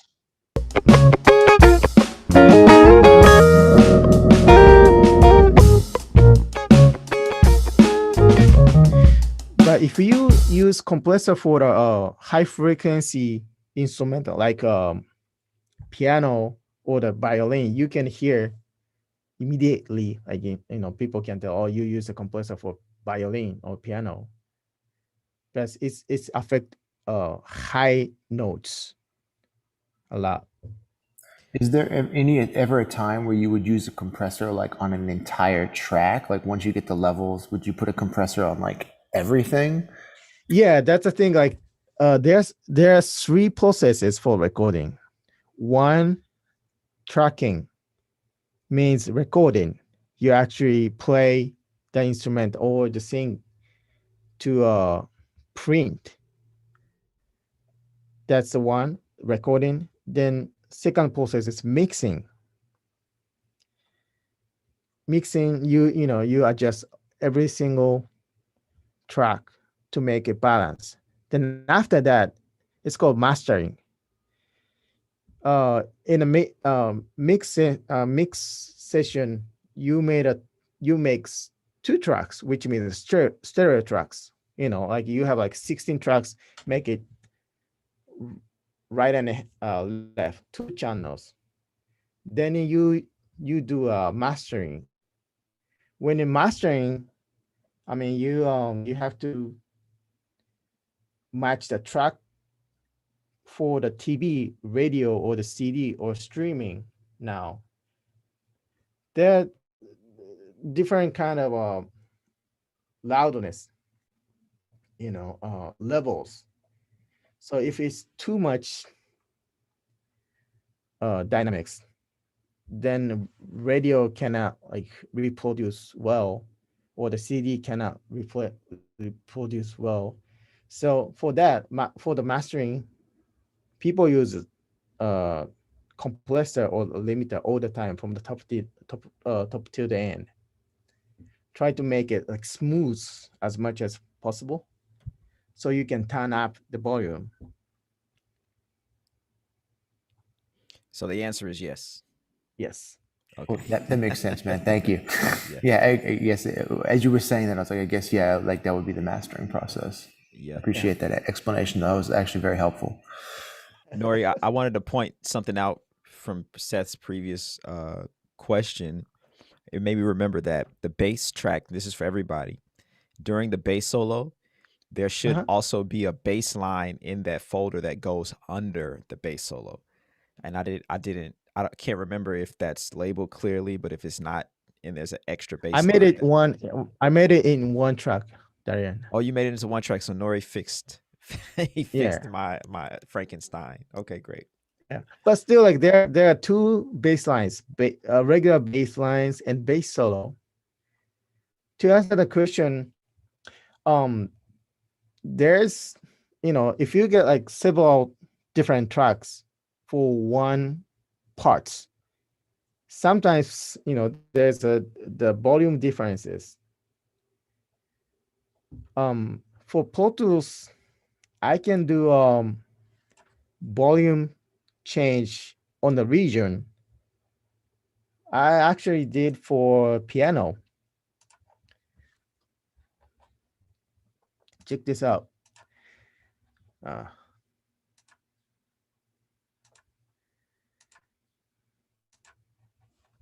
I change the volume when piano solo starts. Right here. I basically cut the region and change the volume before it's going to the fader. This is the piano fader. Piano fader doesn't change, but file itself, the volume has changed right here. So I wanted to have like piano solo louder instead of like, like I was saying, like, mess around the fader when the piano solo comes, like, I have to turn up and piano solo finish. I have to come back to the normal. I didn't want to do that. So instead, I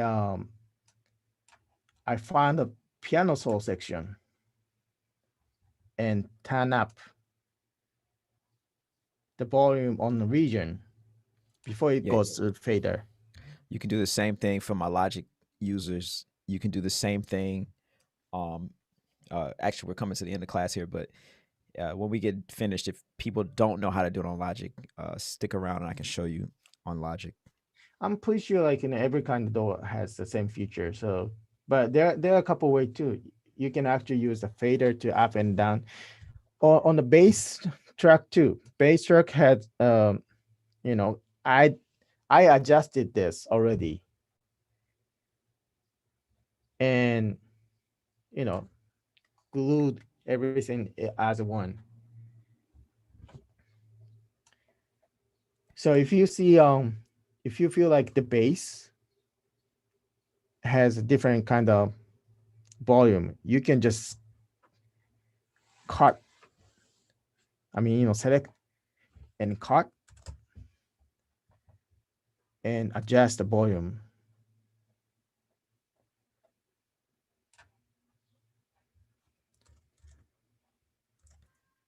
Okay. Hey guys, any questions? Okay, Brandon's got one. What you got? So I noticed for piano solos, they are all on the same track, and the Mm-hmm. clip gain is adjusted. So my question is, Yeah. so this doesn't necessarily only apply to a bass solo, but would it be uh a practical technique to have a separate track, like as you do for the bass solo and the bass for like just for the solo, and maybe EQ the mid so that the solos itself are a little bit more up front? Yeah. Actually, Okay. I did it. I'll show you. Okay. Mm-hmm. So All this is right. regular bass track, and this is bass solo. Bass solo is this much, Okay. and I'll show you the mix what I did. Um, as I say, this time I didn't EQ crazy. I'm trying to explain high pass filter, so I only use high pass filter on the bass solo. Mm. For the solos, you don't need to hear much fundamental bass sounds. Mm. So I don't usually have low pass filter, high pass filter on bass solo on like this much. I have like Okay. 154. Let's hear the sounds.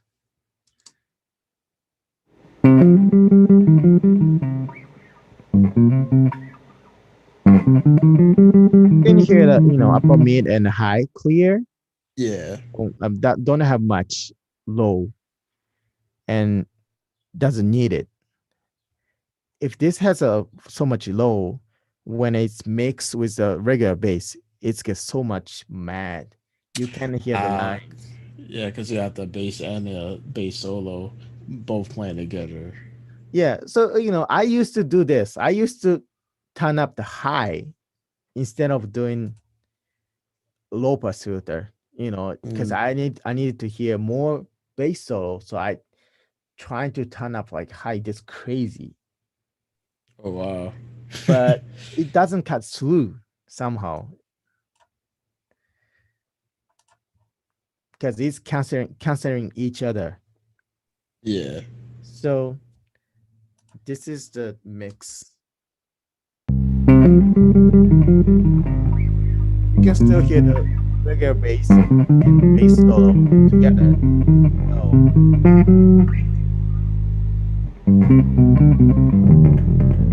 I can still do this.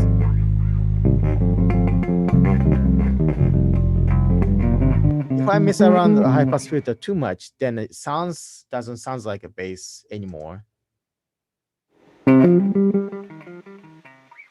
Sounds like a guitar, like a actual And also string. mess around to find a point that it sounds still sounds bass, but not for the regular bass, not background bass.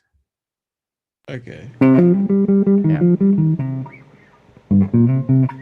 So that's the basic idea for like all the tracks for the high pass filters. Let's go on. We're coming up to the end, Nori. Oh, okay. Um, So just go ahead. I'm trying to make a 2 tracks for everybody, and put it in the folder. Because I wanted to talk about the reverb and delay maybe next time, and I want you to hear, what's difference, what's the difference of your mix and my mix. Okay, great. So next time, guys, be ready to play your mixes for us. Any questions about anything we went over today? I know it was a lot. Should we also send you our recordings just in case we can't play them? Yeah, something, if and you one of y'all can- email them to that's a great idea. So everybody email me your mixes at second line, the second line email. And that way if you have any issues, I can play it. Or Or I'll just actually, maybe they could upload it into that folder where they got the stuff too. better. That might be a bit even easier better. for us. That's easier. Actually, that is easier. So yeah, just upload it to Nori's folder and please clearly label it, like put your name, mix 1. So Haywood, mix 1, Matthew, mix 1, and so on. Hey, I think Darian, yes, sir. I just want to say like last things for this course. Don't be afraid. Just try. Like there's no right and wrong. So, and it takes long time to understand everything. So just like feel free to try everything and try to mix it. Whatever you feel like it. And if you have chance, if you play instrument, you can overdub on this track too. I just came up with this idea. Yeah. If you play trumpet, maybe put trumpet solos or something. If you sing, maybe you can just do that. Take the piano solo out and solo there, no matter what instrument you play. Yeah, you can just play with this. Yeah, or the bass, whichever solo you want to take out. Actually, take the bass solo out because there's still a bass line there. Or if anyone feels inclined, you can just mute the vocals and sing. Yeah. Yeah, that too. Okay, everybody cool with that? Everybody got it? So you're going to overdub a solo and also put the mix in the folder.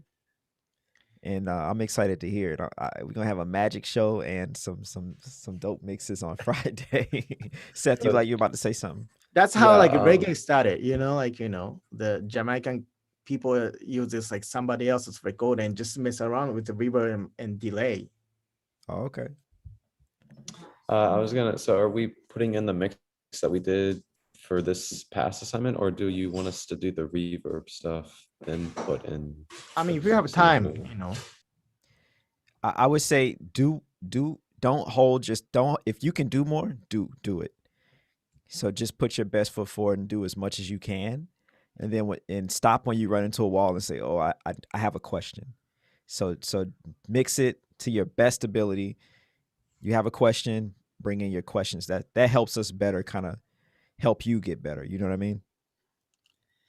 Okay, so I think everybody, all y'all cool? Dominic, you cool? Oh, I have a question.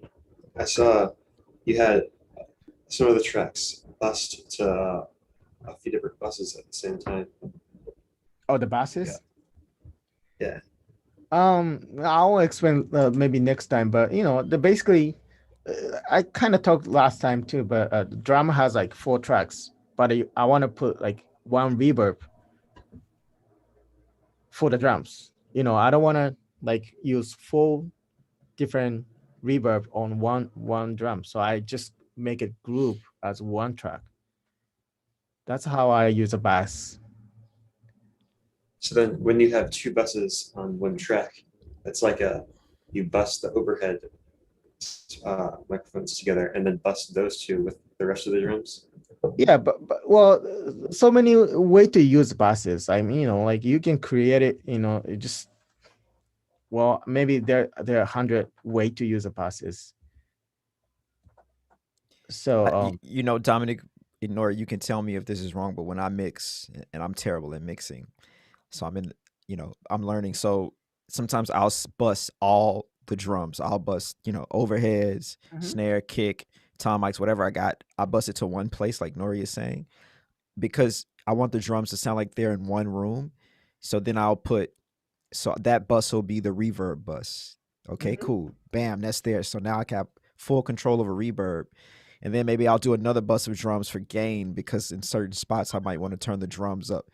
Does that make sense, Dominic? So you could do it that way. You can have several buses for one instrument for different things, or you can have one bus and have all of those plugins on that one bus. It's kind of like up to what you want to do.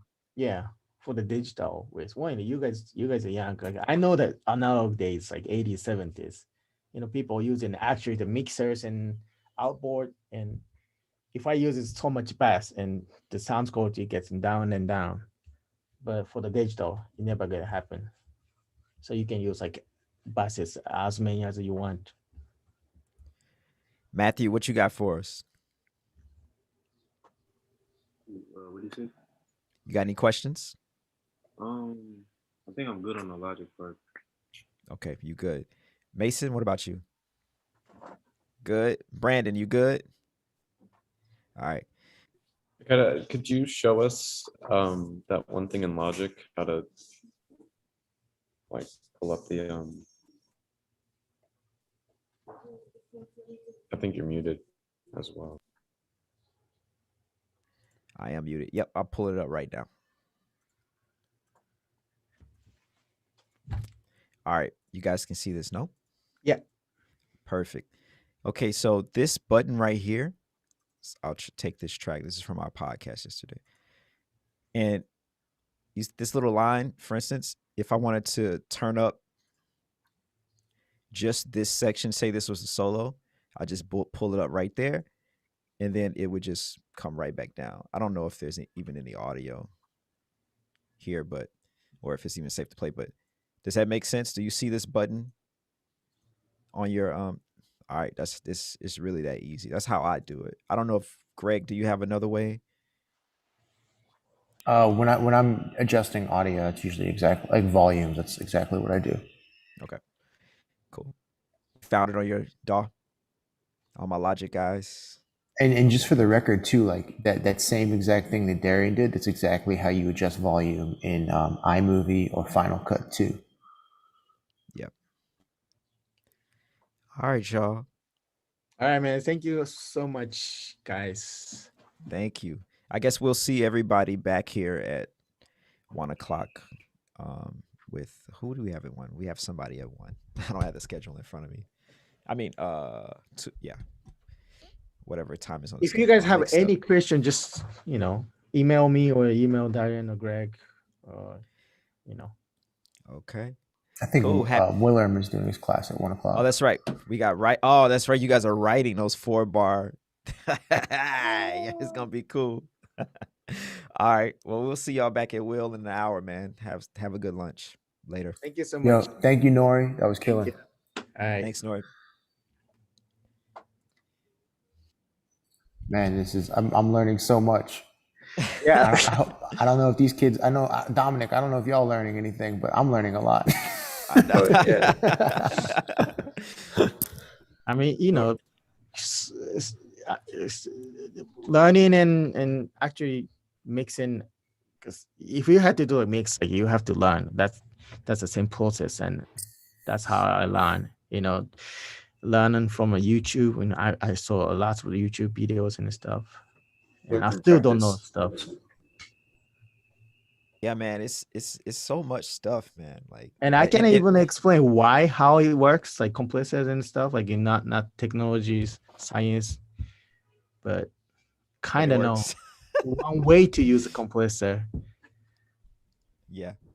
I did the same thing. Like, I'm glad you. One thing I learned today is when you were talking about turning up the high on the bass, because I Hmm. was trying to say, I was like turning the high up, but not Yeah, cutting the low, and I'm like, yeah. damn, nothing is happening. But now I know I got to cut the That's like low.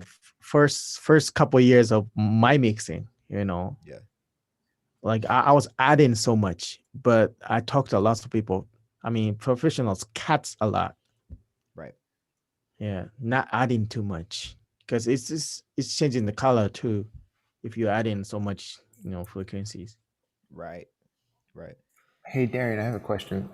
Yep. Man, I just got an email, or we got an email from this lady, We're Catherine. s- So I just we're s- we're responded s- to we're her. still we're still live. Oh, we're still live. Okay, I gotcha. No, but actually, the question is just like one of the students, Ronan. Did we make a schedule for him, I or? did make a schedule for Ronan. Okay, cool. I'm gonna grab that and just email it to her because she said that Okay. he had, he'll be back in town tomorrow, and she just Oh, wanted to perfect. see if he could join. Absolutely. I just want to Absolutely. mention that I had a helper today, supposed to help me. Yuchi is right here sitting. Oh, I see you, Ichi. I saw you, Ichi. He didn't want to show up on the screen, so Saw him earlier. yeah. I I was I was asking my daughter and son, like, help me out with this. Oh yeah. You know, I was thinking, I was like, Yuichi, how old is Yuichi? 13. 13. Yeah, I was thinking because he could have just hung out. He could join. He could join. I know he's doing online school. He probably like, I don't want to do no more online school, but he So could join us, Yuichi. yeah, Yuchi. Well, thank you thank you so much again, man. Like, helps me a lot. Yo, Oh yeah, dude, man. thank you, man. This Thank is you, just man. like so immensely helpful. It's get easier than last time though. I didn't know what I have to do, what I have to talk about. No, but just talking. Yeah. Yeah. It's Thank you, gonna be man. cool. Oh, thank you, bro. I'll hang out for next class. Okay. Yeah, man. All right. All right. See you in a minute. Thank you. All right, later. I guess we're just gonna stay live. Cool. I'm actually, so I'm gonna email Ronan this schedule, and Okay. then I'm gonna actually log off for just a moment and head back to my house. Oh, okay. Okay, cool. What I'll probably do is You want to see a just cute puppy? yeah, show me a cute puppy, man. Is it Morgan's puppy? Oh, I gotta go get the dog. Oh, okay. Yeah.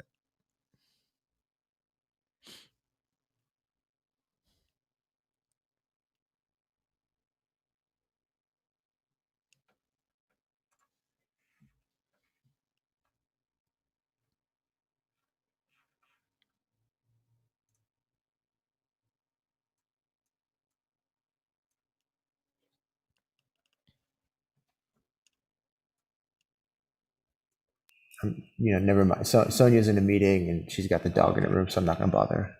All right. What kind of dog is it? Oh my gosh, the cutest little dog in the world. The Pe- Boston people Terrier. Oh yeah. My best friend growing up, he had a Boston Terrier. Those are cool dogs.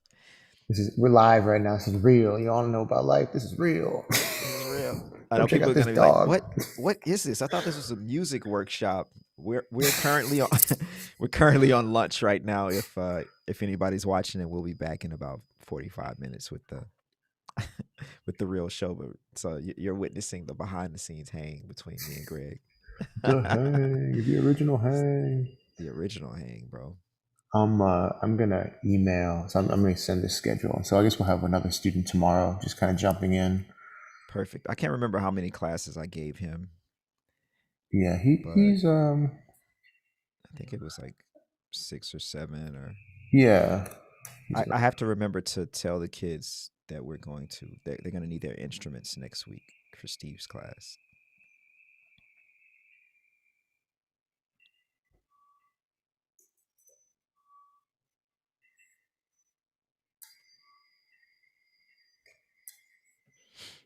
Oh, I need to.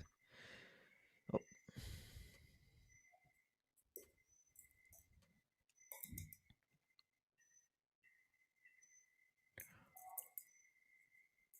so what are you gonna do for your magic video, man? I don't want to rob you of it. I was actually going to try and do it right now, but I don't think Oh, wait. I might not have time. I might, I don't know. I'm not going to spend too much time on it because I got other stuff to do. Okay. If I'm going to give myself a 1 hour time limit to finish this. Okay. All right. And maybe I'll make a video, and maybe instead of the can disappearing, I'll disappear by accident. Oh no. I think Something, we're I don't no know. longer live on Facebook for some reason. Really? Oh, I can check it. Let me Check my. get Oh, back to oh, it this says lady. we're live.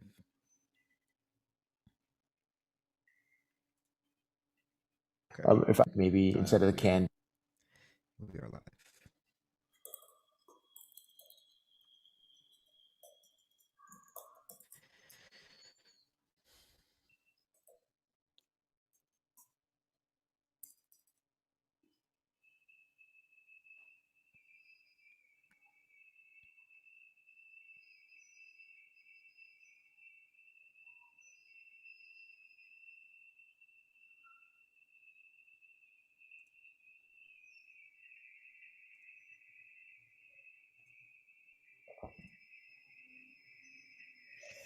I want to play music, but it's like the copyrights, Oh, then you get kicked off. Yeah. Yeah. For Amina's class, because it's all about listening, we're not going to be able to live stream that one.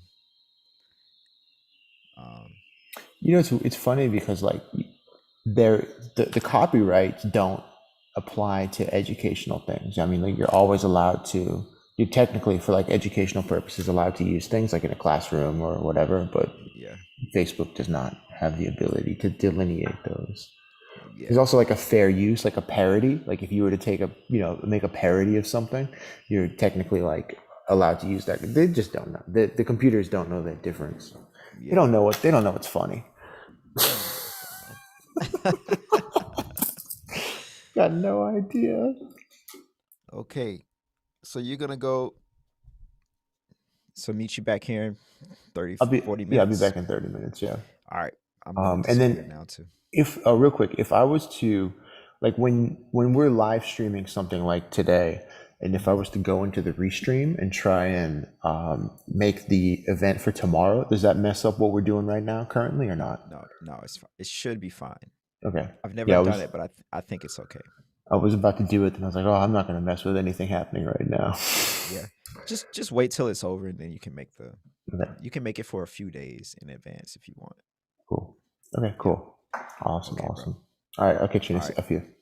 All right, we'll see everybody in about 30 minutes. Perfect.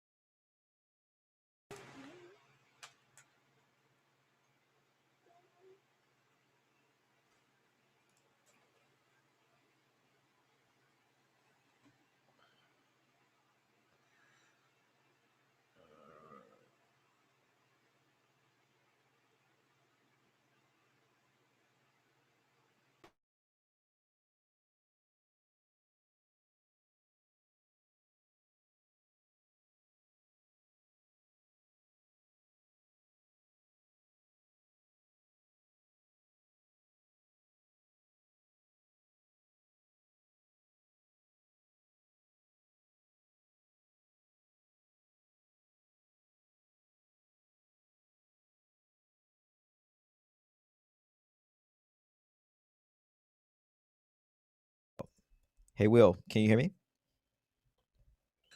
Can you hear me? Perfect. Yep, I hear you. All right. Do a little sound check before we get started here, folks.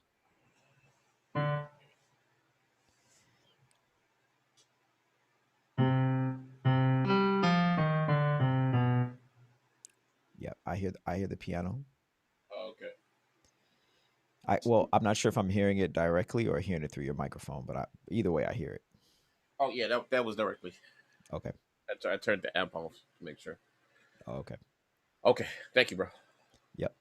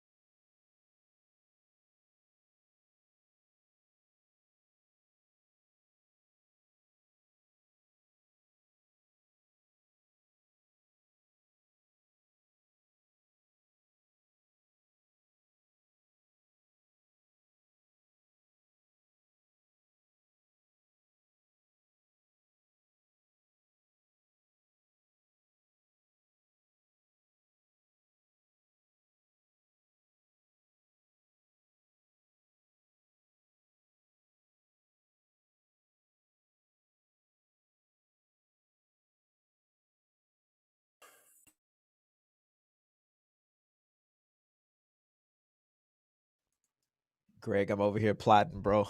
I'm plotting. Are you plotting your video? What?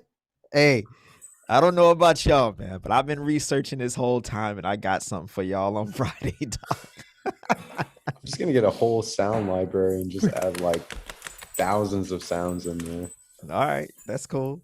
See, Greg. See, Seth is he's a young boy, so he gonna tell us exactly what he gonna do. So now I can do that too. Thank you, Seth. What else you gonna do, Seth? Oh, puppy I'm just time. gonna make it completely garbage as well.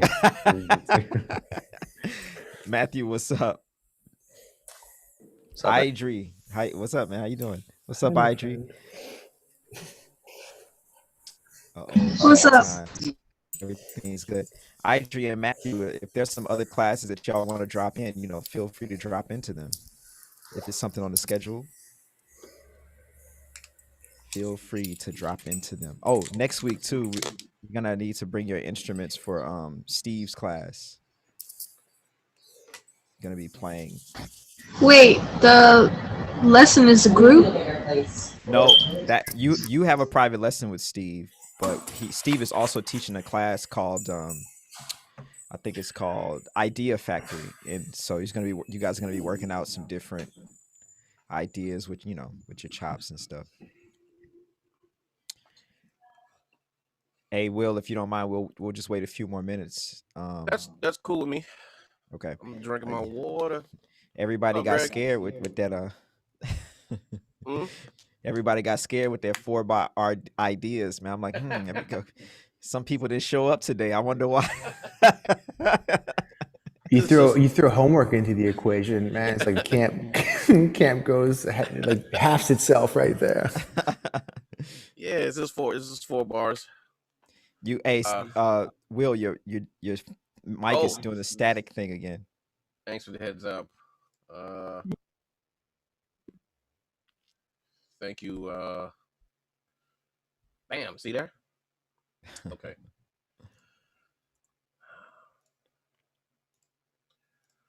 I'm just glad I know how to fix it now. Yeah. Oh, because it changes when you change the programs and this and that, right? Because when we first got on the call, it was fine. I was on I jumped on Finale for something, then I had to do something on Pro Tools. Oh, I see. So it was just like got you. Just buffer size everywhere. Buffer. Right. So earlier today, just so you know what's happening, some of these guys and girls took a class with Scott, and they have to make a video editing class, and they're gonna make a magic video, and so we have a little competition to see who's gonna be the most magical, and I think it's gonna be me.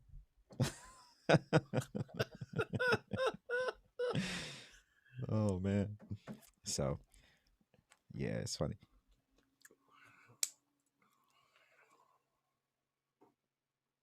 Okay, someone is in band camp, so they can't really talk today. The iPhone, I think that is John, possibly. iPhone, are you John? Donald, did you get my email? Yo, yeah, I just emailed the other one. Okay, Thank great. you. Thank you, man. If you can, Donald, if you can hang back after class just for a minute, and Yeah. Greg and I will tell you the process. Okay, for sure. Okay, cool, perfect. Mason, welcome back. All right, Will, if you're ready, man, me and Greg will get out your way. All right. First of all, shout out to Donald with all the greens in his background. It got trees everywhere. Yeah. It got walls. In the forest. All right.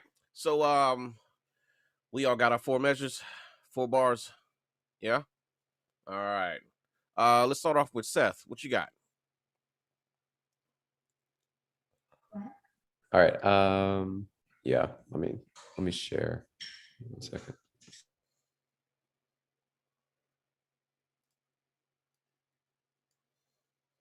I think Darian, if you wouldn't mind, I think everyone's going to need sharing abilities. Yeah, I enabled it so that everyone can share their screen. Just when you share, guys, don't forget to hit share sound. Are we playing them as well? Yeah. You're not. I mean, if you want to play it, share sound. Okay. All right. See if I'm sharing sound. I might not be sharing sound. Give me 1 second. All right. So, Seth, Yeah. your approach, did you work with the melody first or the harmony? That's harmony first. Oh, okay. Okay. Harmony first. All right.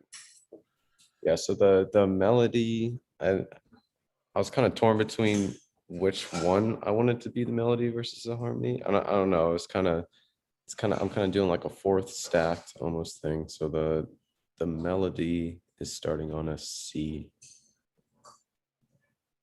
And it's Okay. kind of doing this almost the same rhythm. All right, I'm about to plug this in myself. 2.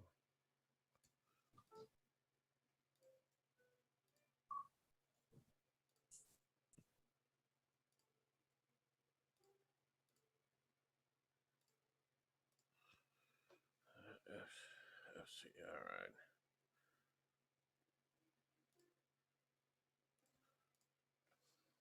Perfect. Okay.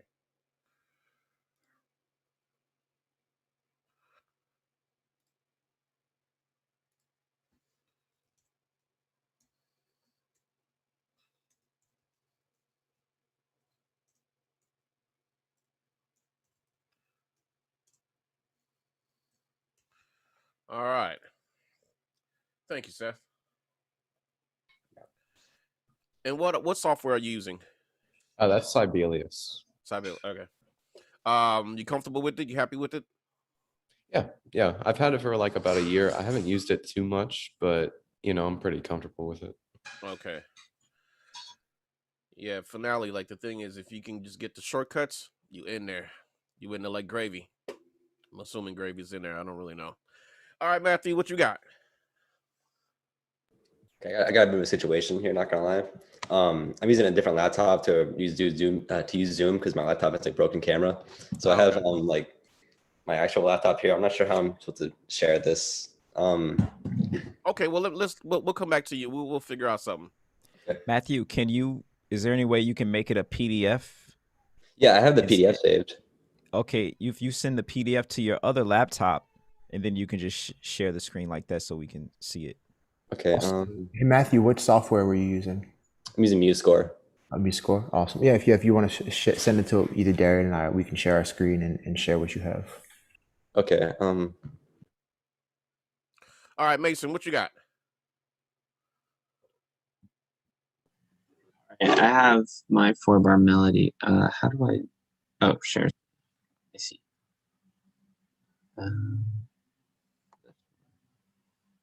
Share sound. Can everyone see this? Not there. We go. Is it sharing? Yeah, it's sharing. Okay. Do you want me to play it? Give me a second. Just wanna Yeah. see if I can quickly jot it down so we can have some fun with this.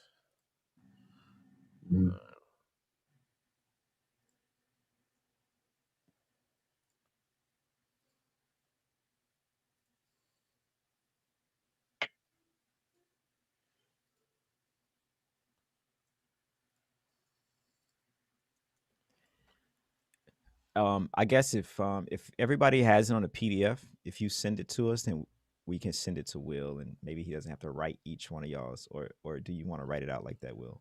I mean, whatever's quickest. Okay. Yeah, whatever's quickest. Just shoot it to us. Shoot us a PDF or a JPEG or something. Put your name on it. Got to get that credit.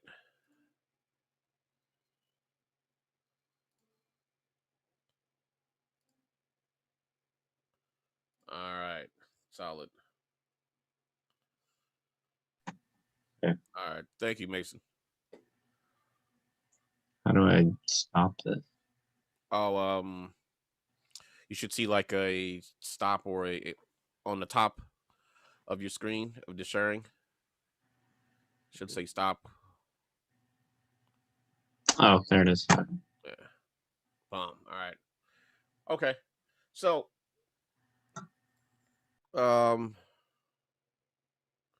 let's work with these two that we got so far. Okay. Until we get all the others to come in. Let me share my finale. Hey. All right.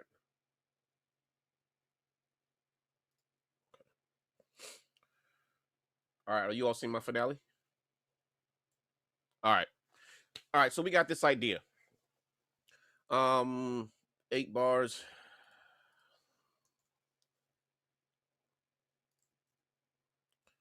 Boom. All right. Let's just deal with these 8. So, and we'll figure out the harmonies.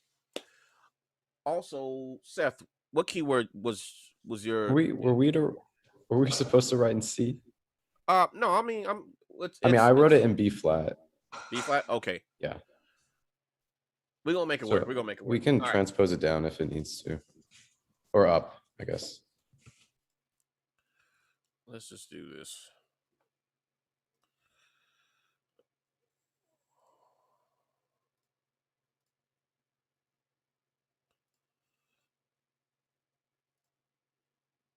What did I do? Yeah. Okay.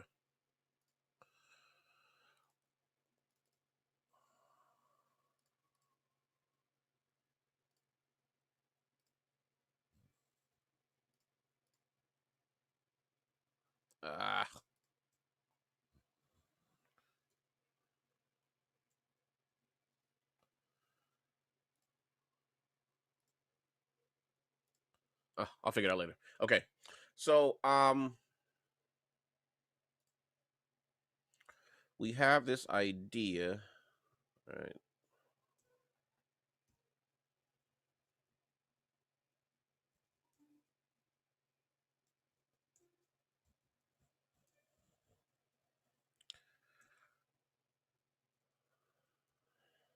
At least we all diatonically in the key. All right. So this is our idea. And we wanna write this out for a sextet that we have right now. This is our melody, and we have our harmony. We'll just repeat the harmonies. Do another 2-5-1 tritone sub 2.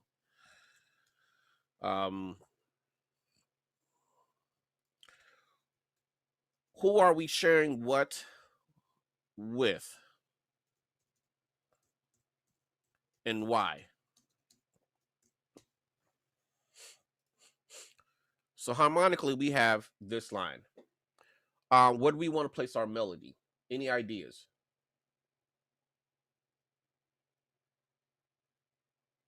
Now, in your ensemble or your band, the first thing I'm thinking is, who is the lead voice? Usually in my sextet, I have a vocalist, which would be the lead voice. In this situation, I have a trombone instead of a vocalist, right? So who do I want to be the lead voice of the band? Being a piano player is a very humbling thing. When you're like, it won't be me, it will be somebody in the front line. That's also the trust that you have in the musicians when you call them. Because hey, you're not playing the melody, and you leaving that up to someone that you trust to make sure that they play it properly.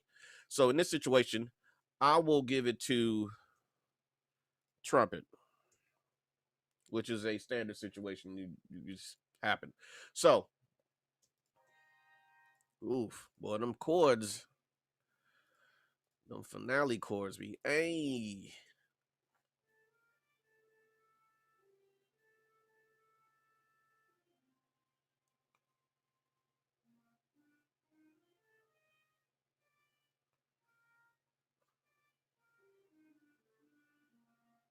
All right, solid.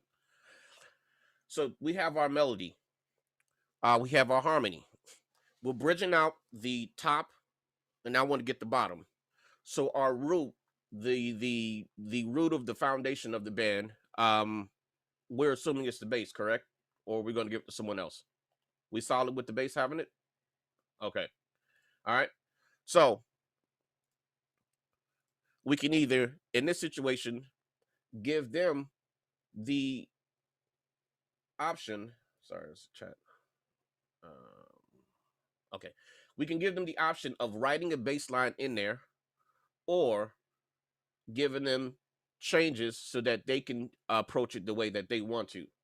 Who feel comfortable with writing a bass line? Matthew? Okay. Um, Matthew, you play bass, right? Did I get that right? Yeah. Yeah. All right. Um, so as a bassist, as an arranger, a writer, a composer, I spend many times just finding other musicians and asking them to understand their instrument a lot better. Um, I will pick up the bass. I'm not very good at it, but I will pick it up and I will try to play it because there's something different.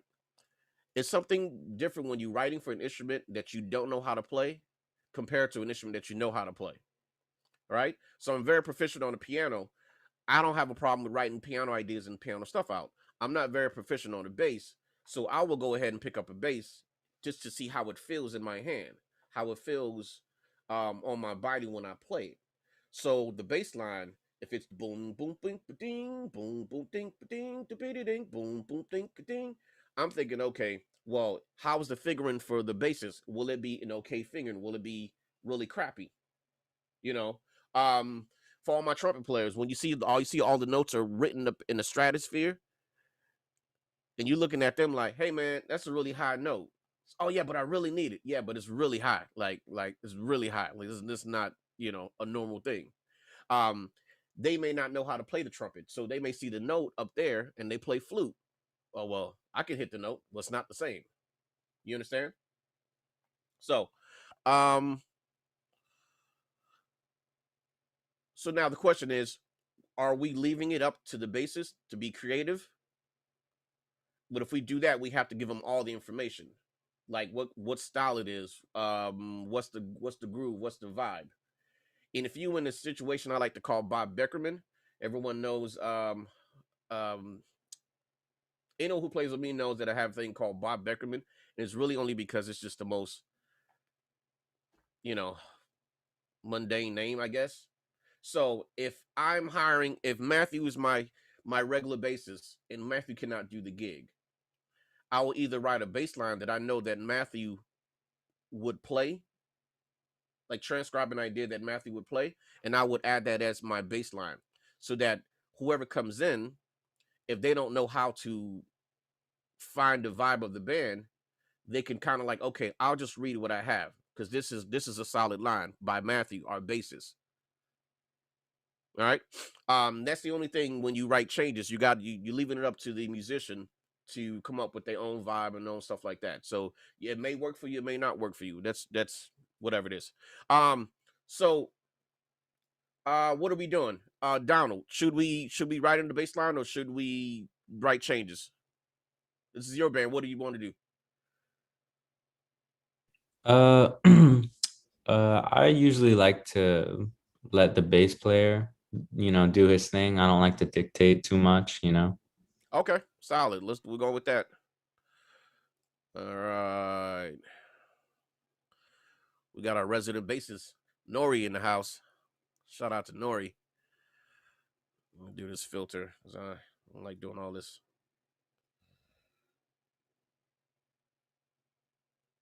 Oh my god, I can't see it. Oh, there you are. Okay.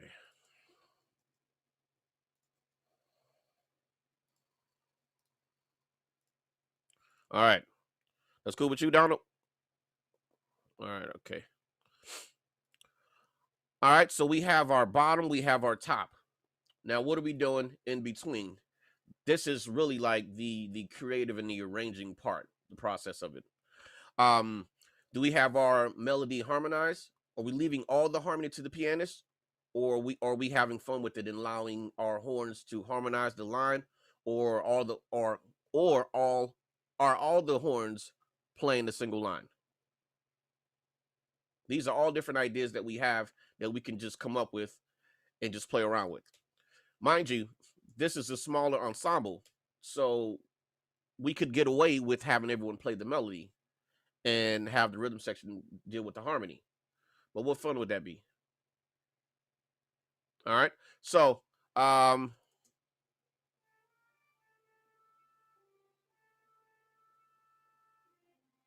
right, let me just do this real quick.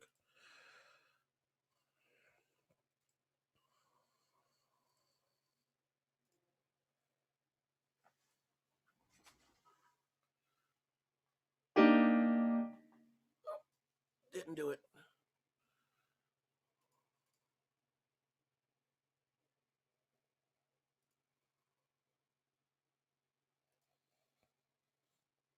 All right. Well, this media isn't set up. All right.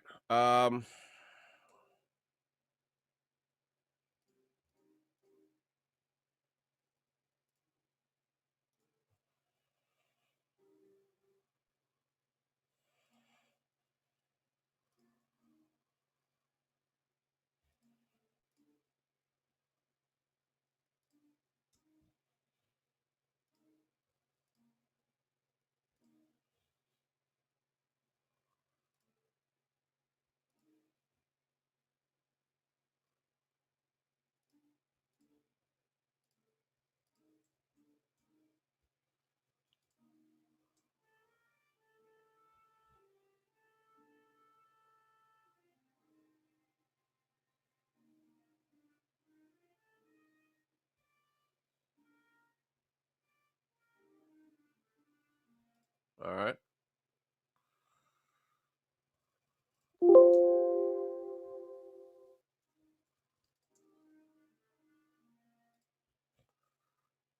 All right. We have a harmony down. We have a good sketch of an idea. So harmony, melody, and our bassist is playing just for the sake of hearing roots.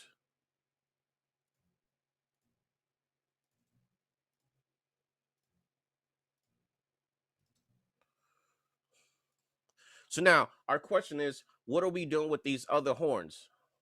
All my horn players that are in the class right now, what do you want to do? How do you view it? Are you harmonizing the melody? Are you laying out? Are you doing what? Can we counteract? Who was that? And say that one more time. Like, can we like counteract the melody, like something like a response to it? Hey, okay, all right. So now, IG, right? Yes, sir. So, if we want to do that, now the first thing we need to do is figure out what is the conversation, where are the phrases are. All right, so you got the boom, so do dee da da do. Now my singing is off.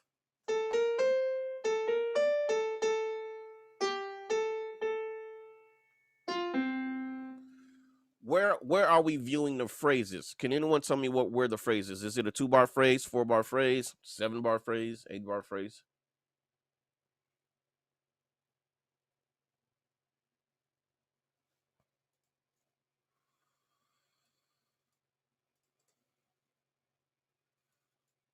Anyone?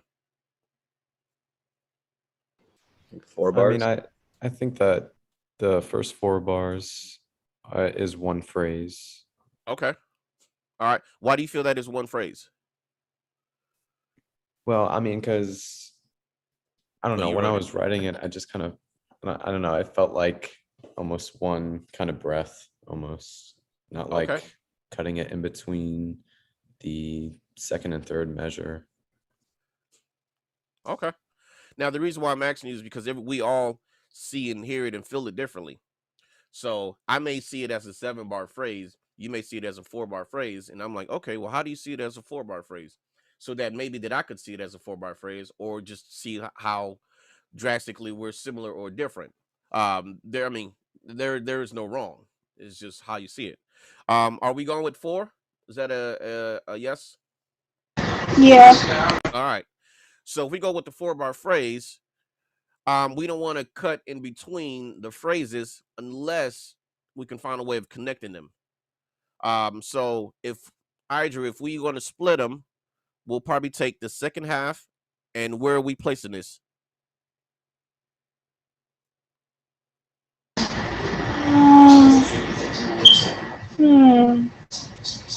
Is there a way where we could like cut off the phrase leading up to the E, I suppose, and it could just be separate itself? One more time. Be cutting what from where? Like cut off the eighth notes leading up to the E, and it'll just be two phrases by itself. The eighth note leading up to the. Yeah, the bar highlighter right before the F7. Okay. Here. So we're moving this, or what are we doing exactly? I wanted to delete it. Okay.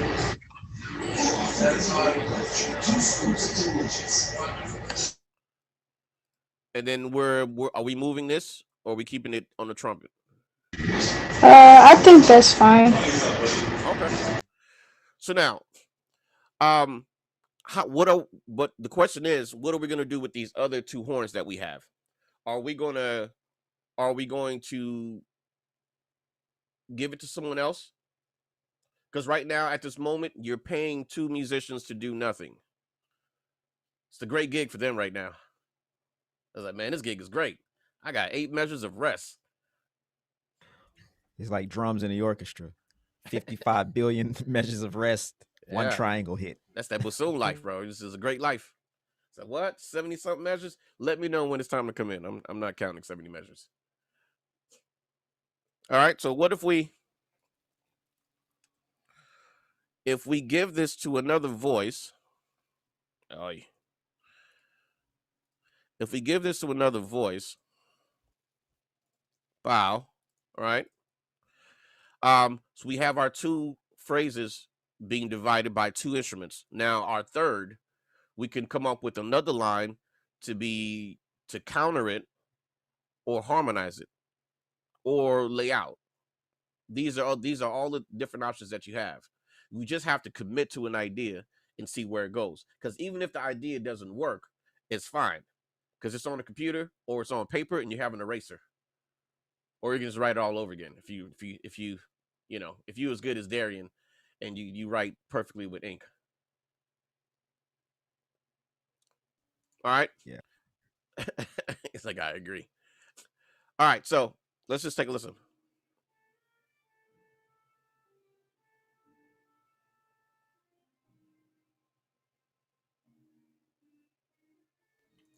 Will we can't actually hear that. No? All right, let me see if it's a volume. We're hearing it through we're hearing it through your speakers. I think it's just not routed through Zoom for whatever reason. Turn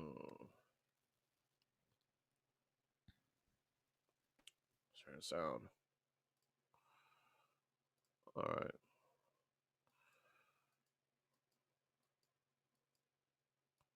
Move all these bad boys up. Is that better?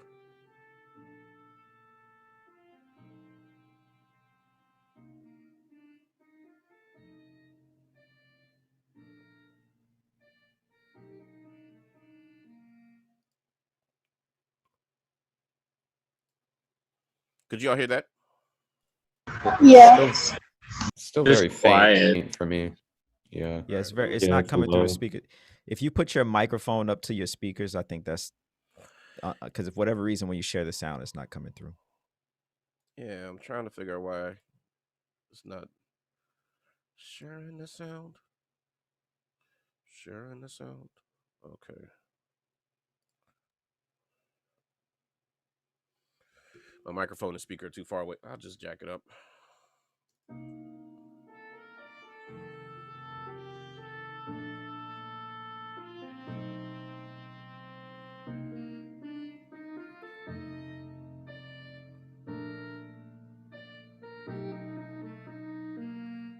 All right. Could you hear that?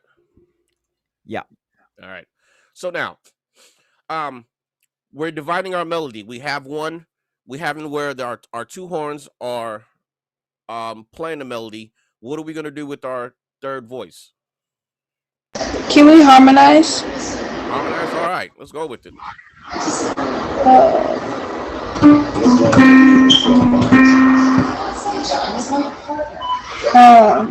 So the first one was.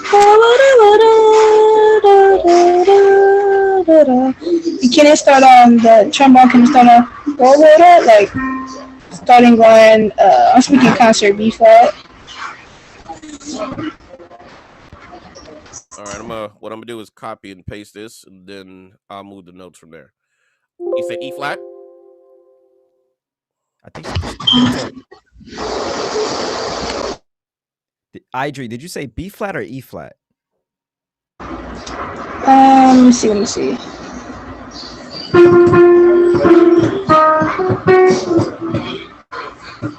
We could try. Hold on.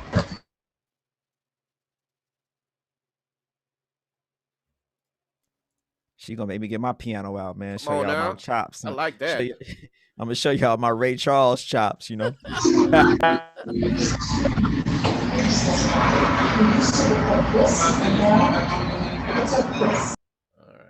All right. So now, coming up with a harmony line. Do you all? I mean, what do you all theoretically figure it out, or you sing it? I am a huge fan of like playing the line and singing the line to harmonize it, because I mean, if you can sing it, it sounds good in your head. That's the voice that you're going to be hearing. You know what I mean? When it's pushed out into everyone else's ear. So we have this line.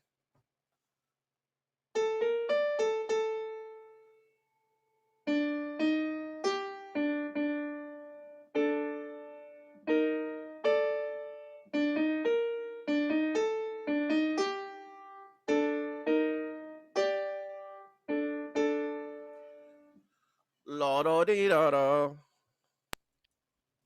Yeah, that sounds like what Idri was getting at. No.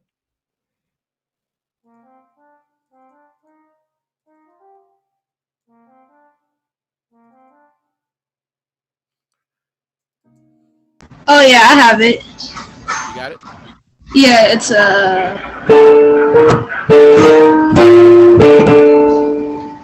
La-da-dee.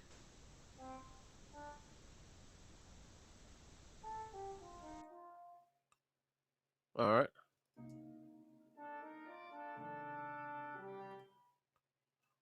All right, we got that. Do-do-dee-do-do. Wouldn't that like first measure in the trombone part be a little bit like high? That D right there? The whole first measure, I feel like it'd be kind of high for a trombone. No. No, yeah, they usually play there, right? Yeah, I'm thinking like but you know, Matthew, you bring up a good point. It really is going to be depend on the level. You know, like this right here would be like middle school and up. You know, if it was elementary school, so surprisingly, I don't know if there's still like elementary program where you got to play music, but I had it growing up. But like middle school, definitely high school and up, they could play up there. It wouldn't be a problem. So, once you get to that B flat and that A, that's up here, right here. You kind of pushing it, you know. Yeah, even like college kids are like, yeah, it's a little bit high, you know. So, so do do do do.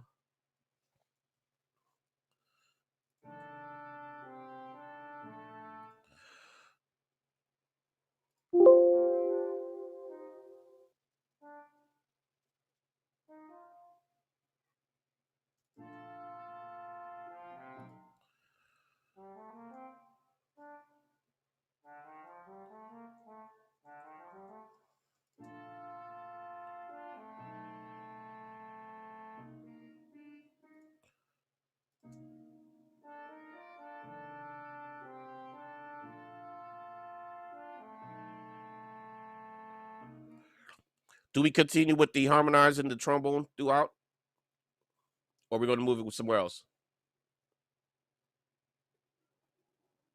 I wanted to say that the second melody is in the wrong key. So there's a few like weird parts, especially at the end, with the Yeah. flat and then the D sharp.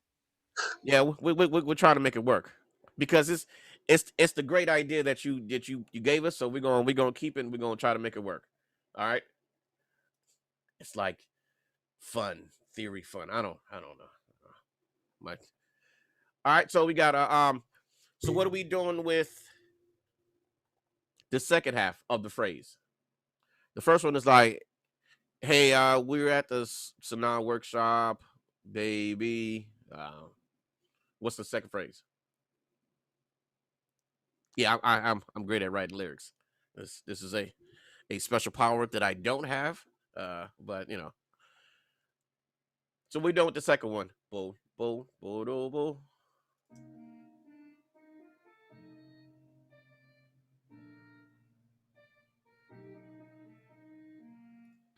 Maybe like the trumpet and trombone could either do like hits behind the alto sax, or like they could like hold out, like more like a like hold out harmony. Yeah, I was gonna Okay. say like drones might be Yeah, something like that. Since they're already like holding that note at the end, they could just like continue it. like passing tone. Okay. And they're gonna do it for these three measures. Yeah. Or maybe Okay. just continue out of that C and A. Yeah, maybe. Yeah. Out of here. Out of here. Okay. So they're gonna do pads throughout this whole entire. Is this where we're going? Okay. All right.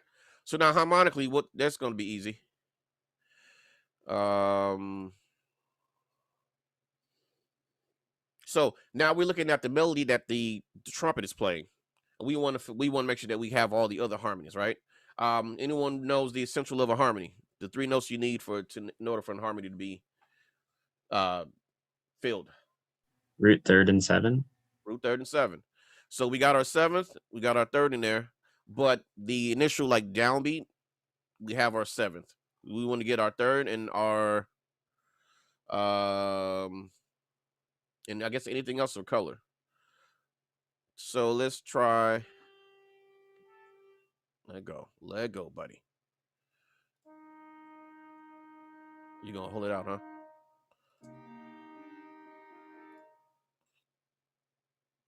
All right.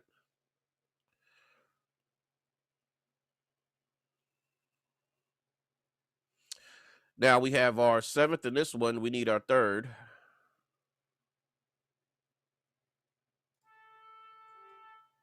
This is weird. We got our seventh, third, Doesn't he want like a flat 13 there? flat 13. Maybe we could put that. Ah, sorry. Okay.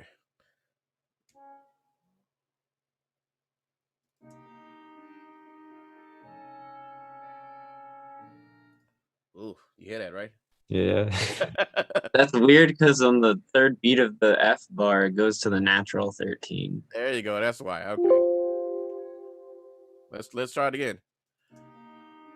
There we go.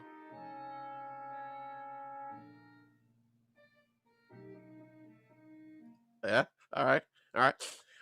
So now That's dissonant. now back in my day when I had MIDI Orchestra Plus before Finale, man, these MIDI patches were rough. And one of the worst patches was the alto saxophone had the absolute worst sound ever. I used to trade the saxophone with a bassoon patch because it was better than the alto patch. Imagine that sound. So these are bringing very happy memories. All right. Are we cool with this dissonance? What should we do? It's hip. It's hip. Keep it, Okay. right? All right. It'll Seems like we're resolve. rolling with it. So now the thing is, we could play another note here. Let go. All right, we could play another note here since the alto in the melody is it's already playing that flat 13. Should we do like half notes then from there, or like trombone does half notes in that measure? Okay. What were you thinking? Um, should it um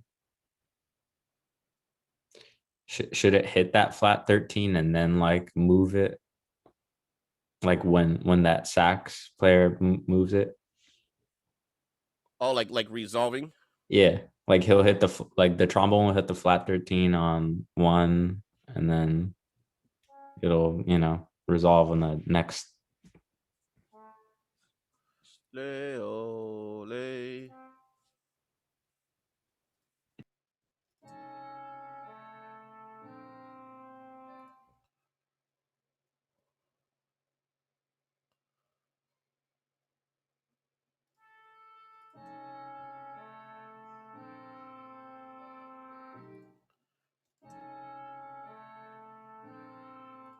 Woo, it's in there. Not bad. It'll grab the attention of the listener. Okay. How about we do diminish into resolving? Yeah. Okay. That'll give us our clash.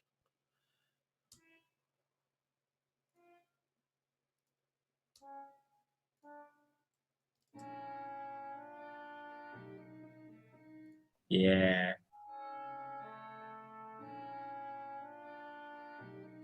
So now we using this tension and release. This is a thing that a lot of writers would use when you have all this motion happening. You want to kind of have like a sort of a tension just for a little bit, then like release it.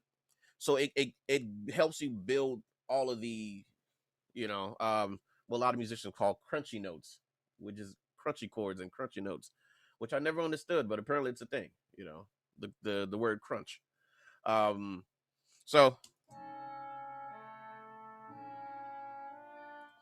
all right. So now the one thing we need to do, since the horns are doing this, we want to let our pianist know what's happening, right? As a piano player, the one thing we really hate is when the harmonist is doing all this cool stuff and we don't have it. We just have a C major, but everyone else is doing a B diminished going into C. It's like do me a solid, bro. Put it in there. All right. Where are you, buddy?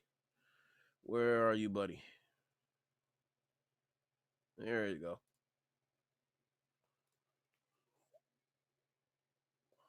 Oh, actually, we can just do this.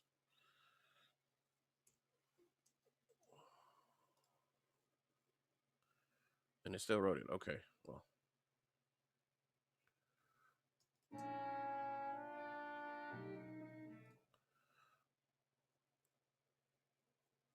All right, we got one more measure.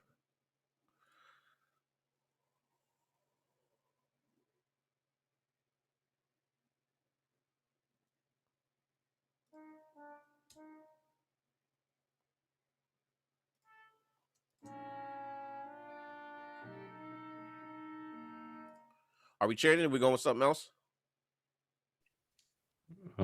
Maybe the trumpet and trombone could play that last eighth note line with the sax. I don't know. Change it up. Or do you think we should resolve it? Play the dee da da da dee da. Yeah. Yeah. Okay. And we all in together. All right.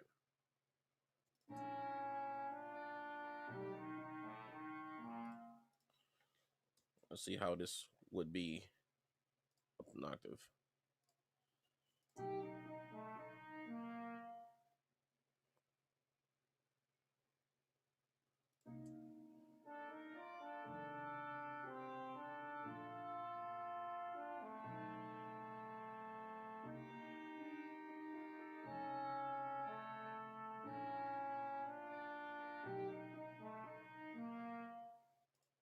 All right. It's a little bit out there crunchy, but I like it. So now the let's say we just completed our song. We got our arrangement, we got our harmonies, we got our melodies.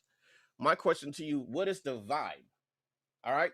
If I'm going to go and listen to Hayward jazz sextet or funk sextet or R&B sextet, whatever the group may be, what is the vibe right now? Because right now we have notes. The uniqueness on your writing and what you do would be what comes next. Your sound, your influence, your signature, self-honesty, your selection of musicians that you would do. What is the vibe? I'm open to A any nice idea. funk beat would be cool. Like on the drums. Funk beat. All right.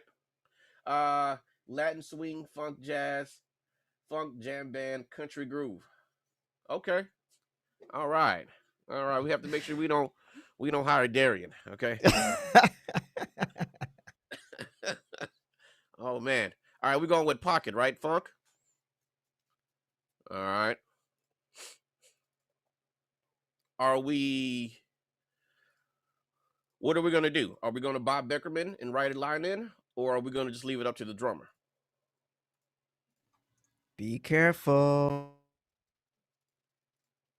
Yo, let's leave it up to the drummer, because then if he plays the wrong thing, then we could just yell at him. Leave it up to him, but like have like instructions, limits. Okay. What am I looking for?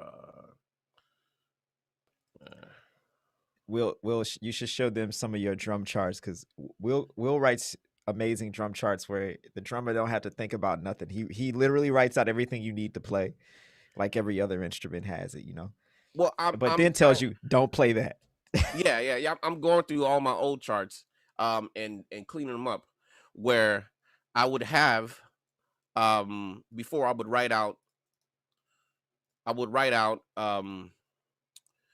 the parts. Oh, I would do like what I'm doing right now. You see, I made it all slash chords, and then I would write the groove.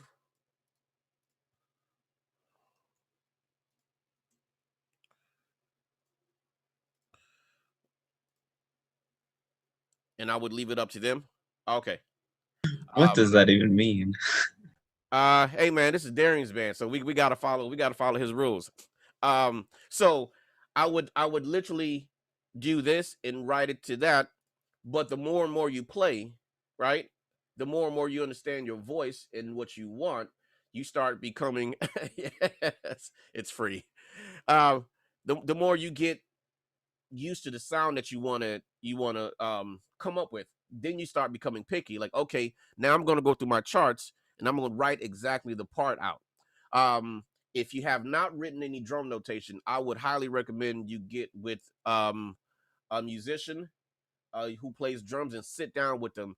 It's going to be tedious, especially if you're in college. This is the best time to do it, because why not?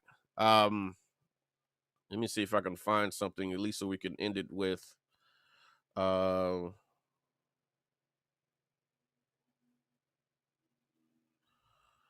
don't know what I have on here.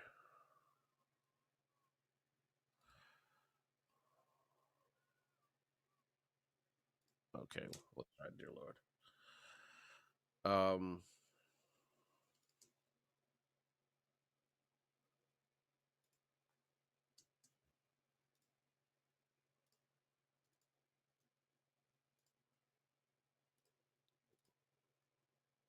Remind me later.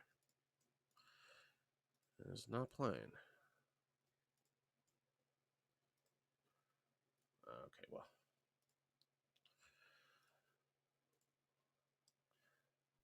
There we go. So, finale needs to restart. So I would either write what we wrote, funk jazz. Yes,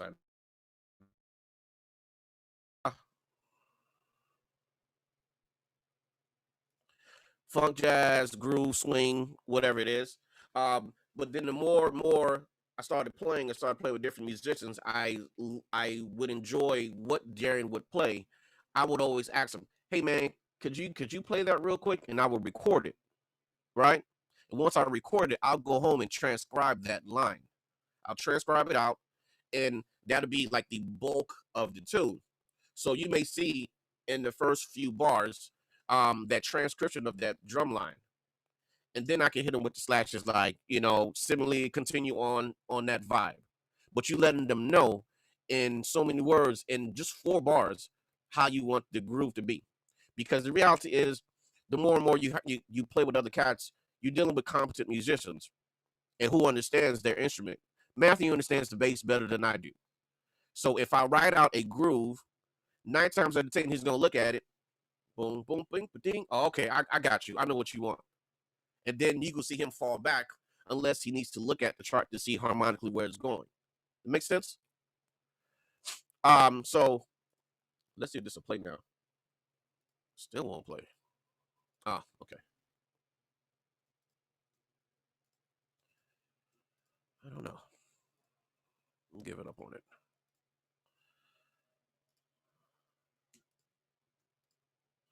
Well, Finale doesn't like it when you're dealing with Pro Tools. Um, yeah. So, so the same idea that we have, we're gonna now implement it on a orchestra. So we found the smallest band, which is a sextet for today. Um, we're gonna take the same idea and we're gonna implement it for a 30-something piece orchestra. All right. So now this one we're really gonna have to like just truly explore the harmonies and different motions and stuff. Do you all use a MIDI when you write, or you plug everything in? I mean, for me, it depends. If I'm just writing like every piece into like a song I want to hear, it'll be like MIDI. But if I'm like writing parts out, I think it's just kind of listening and typing them out. I'm pretty sure they are more expensive now. All you need is just a simple MIDI controller, something small. I have this. I'm not endorsed by them, so I'm not endorsing them, by the way. Something is this big. See that? It's just what, 2 octaves.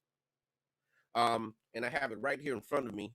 So when I'm writing, and I got my keyboard also connected to it. So if I'm writing something in these harmonies and these harmonies are moving, this comes with the whole being proficient on the piano. I can just hit the cap lock, boom, boom, boom, boom, boom, boom. These saxoles and all the stuff where you hear these moving harmonies. It may come off as difficult, but reality is it's just a piano player playing these harmonies, or someone just playing those harmonies, and it just puts it all out in one. You explode it, and you give it to everyone. Um, but that's how you do it on Finale. I don't know if Sibelius or MuseScore allows you to do it that way as well. If you do, let me know. Yeah.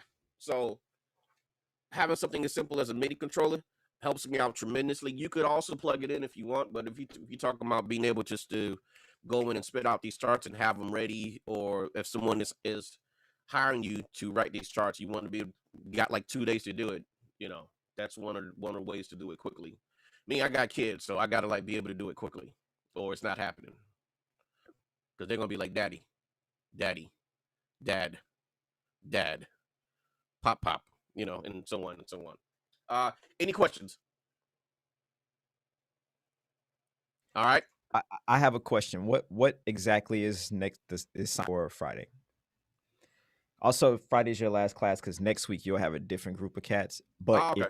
if you guys want to come back and continue with Will next week, you can. But I put no class on your schedule. But if you want to, you can. If you just want to continue going, Okay. But So we're basically gonna quickly. I'll just show you. We're basically gonna put. Where's my finale? We're gonna do this. Can you see it right now? Yeah. And we need to be able to put this right here idea on.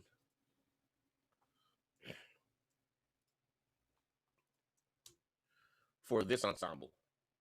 Oh, word. Okay, so did everybody get that idea in their in their music program today? Did everybody get it? I didn't. Okay. I could just get like a screenshot or anything. So Will's gonna. I'm gonna make a PDF of this, and then add it into the folder. Okay, so everybody got the folder, right? All right, so basically, you got to make a big band arrangement of what we made today. Yeah, we're gonna take this idea and implement it into an orchestra. So these 8 bars alone, we're gonna fill it out for a whole orchestra. Okay. All right. All right. Also, for just because I have to relay this message to Valerie and Idri, it's for a orchestra, like classical orchestra, not a jazz orchestra. Yeah, classical orchestra. All right, got it. All right. So I made the PDF. I'll put it in the folder, and just play around with it. Even with this idea, just coming up with a bass line or a groove or different ways that you want to approach it. So that you can have fun with it. With the orchestra, we're gonna plug our melody in and just fill in the in-between. The in-between is going to be the challenging, fun part, because that's where you have to be creative and come up with the meat of the chart. Understand? Also, I don't know if you guys have my email address. drop it in the chat. Yeah. So if you ever got any questions or whatnot, just hit me up. Dom, you got my all my info already, right? Yeah. All right. So feel free to hit me up if you need to. Great, man. You guys, great day. And any questions about anything today? Will's class or any other classes? Nope. If not, I'll see y'all. I will see you guys Friday tomorrow.